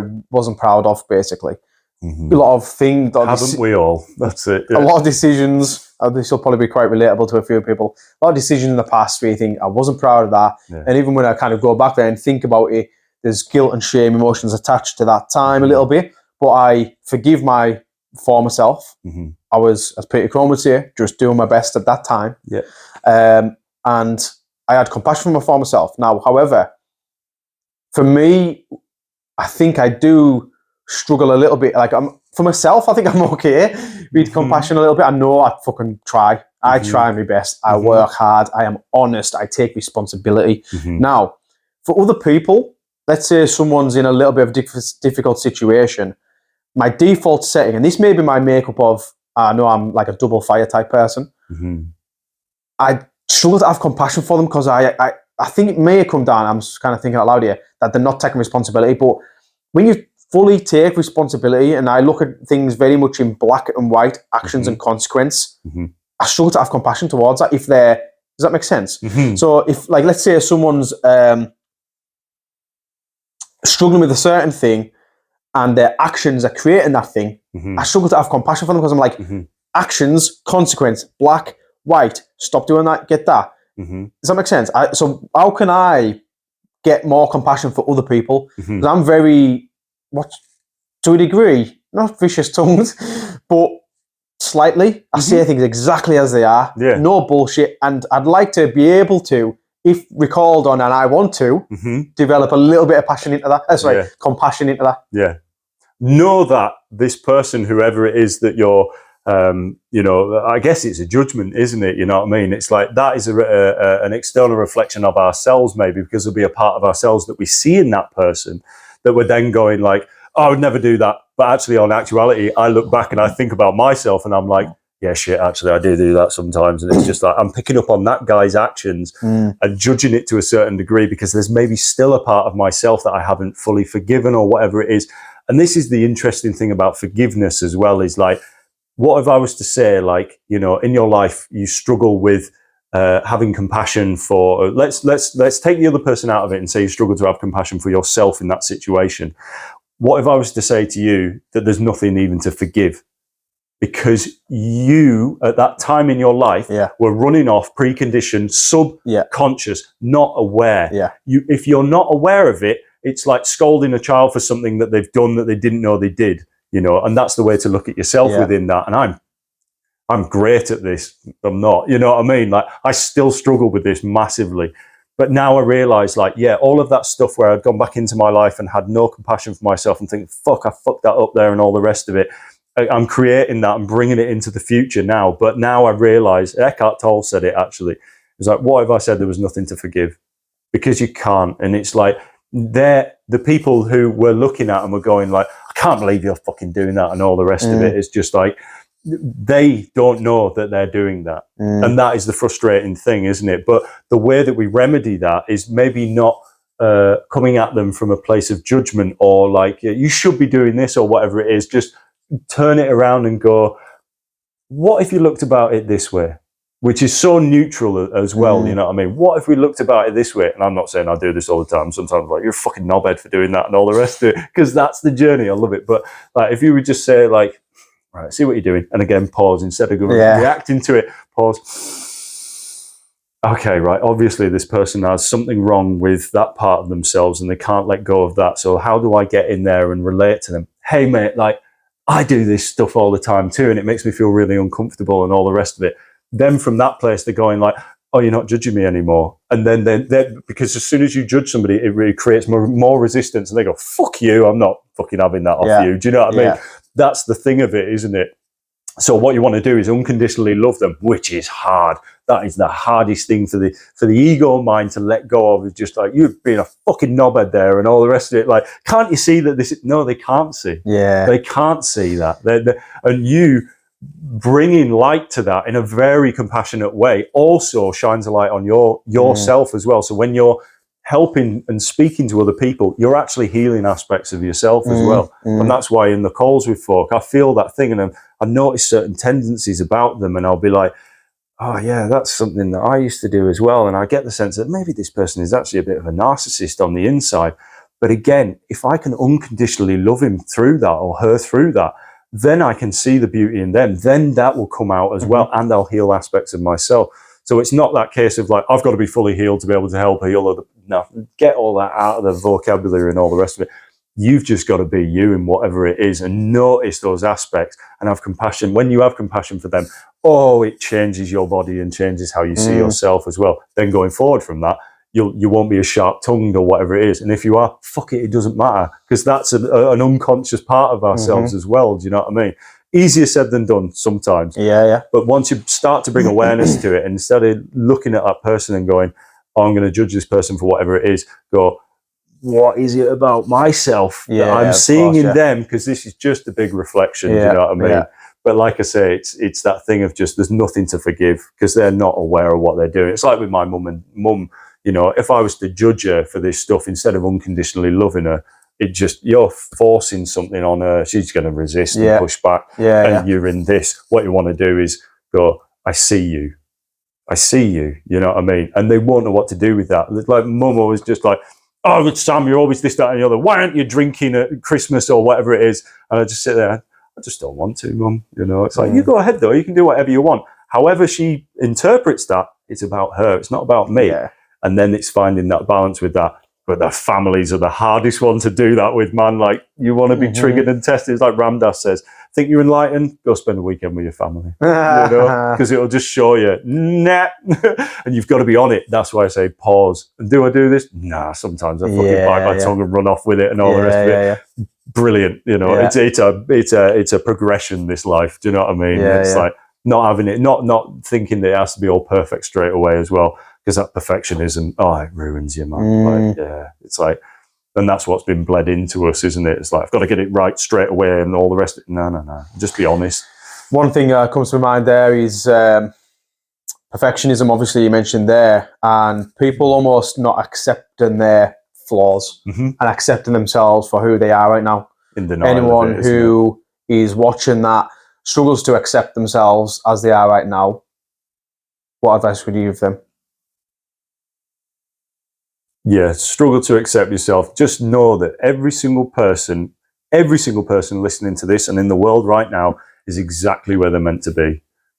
Do you know what I mean? So you can't, I love the term like imperfect. We're all perfectly imperfect. And written into, and again, this is another one of these ha-ha moments from the universe, written into this idea of like imperfect, break it down, is I'm perfect. Fucking hell, I love that shit, man. It's brilliant, isn't it? It's like I want to change topics coming towards the end now, because it is fucking isn't it? I was wrong. Okay, we cropped a little bit off the toilet break, but coming towards the end. Meridian lines, emotional body. trapped emotion turning into physical ailments. What's the crack there? What's happening? Yeah, I believe if you look at something called German New Medicine, and again, I've did German New Medicine. It's called, like, there was a woman who went around, and again, this is just subjectively how I understand it at this moment. Yeah, I don't believe that any physical, which there isn't any physical, we won't get into that, any disease that you have is a denial or not a denial, but an inability to see what is happening on an emotional level that then turns into a disease. So, for instance, it's like specific types of heart attacks. I'll just go into this one. So basically, this woman went round and correlated a load of different. She went into hospitals and it's like, oh, you've got this specific type of cancer, you've got this, or you've had a heart attack, or whatever it is. In correlation to each one of these diseases or illnesses or whatever ailments that you have, is a specific event that would have happened in your life that led to an imbalance within your emotional body. Basically, it blocks meridians. You get meridians? Meridians are like the energy rivers of your body, if you want to call it that. It's like, that's why what you get acupuncture for is like you tap into certain points that can release anxiety, or they can release different things. So I've been to and going to in my deep dark phase as well, where I was in that emotional purge for that 8 months. Like, I went to an acupuncturist. I don't know why. I just, as soon as I met him, I was like, I fucking know you as well. Do you know what I mean? And it was a really good synchronicity. Like, his house that he lived in was called Rainbow House, and like we're on the Rainbow Bridge to whatever it is. Do you know what I mean? I just got there. I was like, right. And there's these little things that kept me from committing suicide. Basically, just like, yeah, God's got you, man. Don't worry. Anyway, so yeah, I was speaking to Peter about all of this stuff as well. But basically, my understanding thus far is that whatever emotional imbalance you can cure by healing the emotional body, by looking deeply at yourself and going within and searching and finding these trapped traumas, these trapped fears, these trapped thoughts that are just permeating and creating your reality. If you don't put them to bed, then it will manifest over time into a specific illness in your body or whatever it is. And yeah, so basically this woman went round and she got to the point where she'd be going up to people who had had heart attacks and going like, oh, right, see, in your lifetime, has this happened to you? And they go, yeah. And they'd be like, right, okay, it's because of this, that, and the other. And then your wife left and things like that. And they're going like, yeah, how the fuck do you know that? It's like, because you've had a heart attack. And it's not looking at the symptom of whatever it is as like the thing. It's sort of backtracking on it and going like, well, let's look at your emotional body. Specific types of cancers and things, lymphatic thing. Oh, it's a trauma that you haven't dealt with from this time in your life. Yeah, has this happened? You got non-Hodgkin's lymphoma or whatever it is. Yeah. Did this happen in your life? Yeah, it did. How the fuck do you know about that? It's really scary, that, mate. Really scary, because I see in the nature of my work a lot of people who are emotionally struggling and they don't even know they're emotionally struggling. I see the guilt in them. I see the shame in them. I see their view on themselves just by the way they speak. And knowing, because I've kind of heard about this, and I actually heard more about the Chinese medicine, about the organs being attached to emotions. Yes. So if you have if you're just full of hate or so, so if you're full of anger, your liver packs in or whatever it is. Yeah. Same thing. Same thing. That's it. I've been aware of that, and you kind of grief is lungs, all that sort of stuff. Yeah, it's like, grief lungs, is it? Yeah, I can't remember. Is it? Yeah, I can't remember. No, it's interesting because people with breathing problems and stuff, they have loads of trapped grief and stuff like that in there as well. And also up here as well, it seems to be like releasing just somatic worth and pressing different points of your body. And it's like that myofascial guy that I said. What's this? That's like sadness, basically, up here. Or that's what it is in my body at the moment, because that's what I'm purging out and becoming aware of, is like sadness. And apparently I trap it here, but through an intuitive healer who said, like, felt into my energy, and she's like, yeah, you've got all this sadness trapped here, and it's like from the breakdown of everything and the world as it is, not the world as it is at the moment. That's my world as it is. So my mum passed of lung cancer, and you mentioned grief, and I'm thinking the main person passing in her life was her dad, obviously my granddad. We pointed to that there, and I remember a time she was on the sofa and she had a dressing gown on. It was kind of off one shoulder, and it was when she was going through the radiation. She went through the whole Western way of trying to heal, and ultimately that's what's seeing her off. But she was burning from the inside out on here. I think it was pretty much. I don't think it was on the shoulder. Yeah, clavicle. It was burning, and I remember And I'd look back and I'd say she was probably sad. She didn't have what I would say now, living life as I've lived it, the happiest of lives. But yeah, it's difficult for me to listen to you talk about this emotional body, which then creates ailments in the physical body, because I see all the emotional trauma people are going through, people who I care about. How, or what would you say to those people who maybe are a little bit aware of they've got some emotional baggage, emotional damage? What would you say to those? I would say look into Joe Dispenza's work. Like, first and foremost, Becoming Supernatural, that book blew my mind. Do you know what I mean? He healed his own spine, didn't he? Yes, yeah, he did, yeah. And then he's gone around and he's doing lots of work with other people as well. And like Shane, who's a friend of mine, is really beautiful space holder. He's brilliant. He's gone away and he's done a lot of his weekends and things like that. He's gone up to America and all the rest of it. But I remember reading in that Becoming Supernatural that at the start, there was a lady who got terminal cancer, you know, and all of these diseases, like, in different worlds and stuff, you don't get diseases. You know, you don't get any of this stuff. I fucking hate the Western world for that, you know. Yeah, exactly. That's it. But again, it's we all come here to learn these really heavy lessons. And what do you learn? Hey, so as you can tell, that was quite an abrupt end to that episode. Massive apologies, but the camera, phone, battery died. So essentially, we're going to have to do episode 2, and it's probably a good thing, in all honesty. The universe obviously wanted us to do 2 episodes rather than 1. And there's still a hell of a lot to talk about with Sam. So hopefully you enjoyed this episode. Stay tuned for episode 2 with Sam, because that's coming very soon.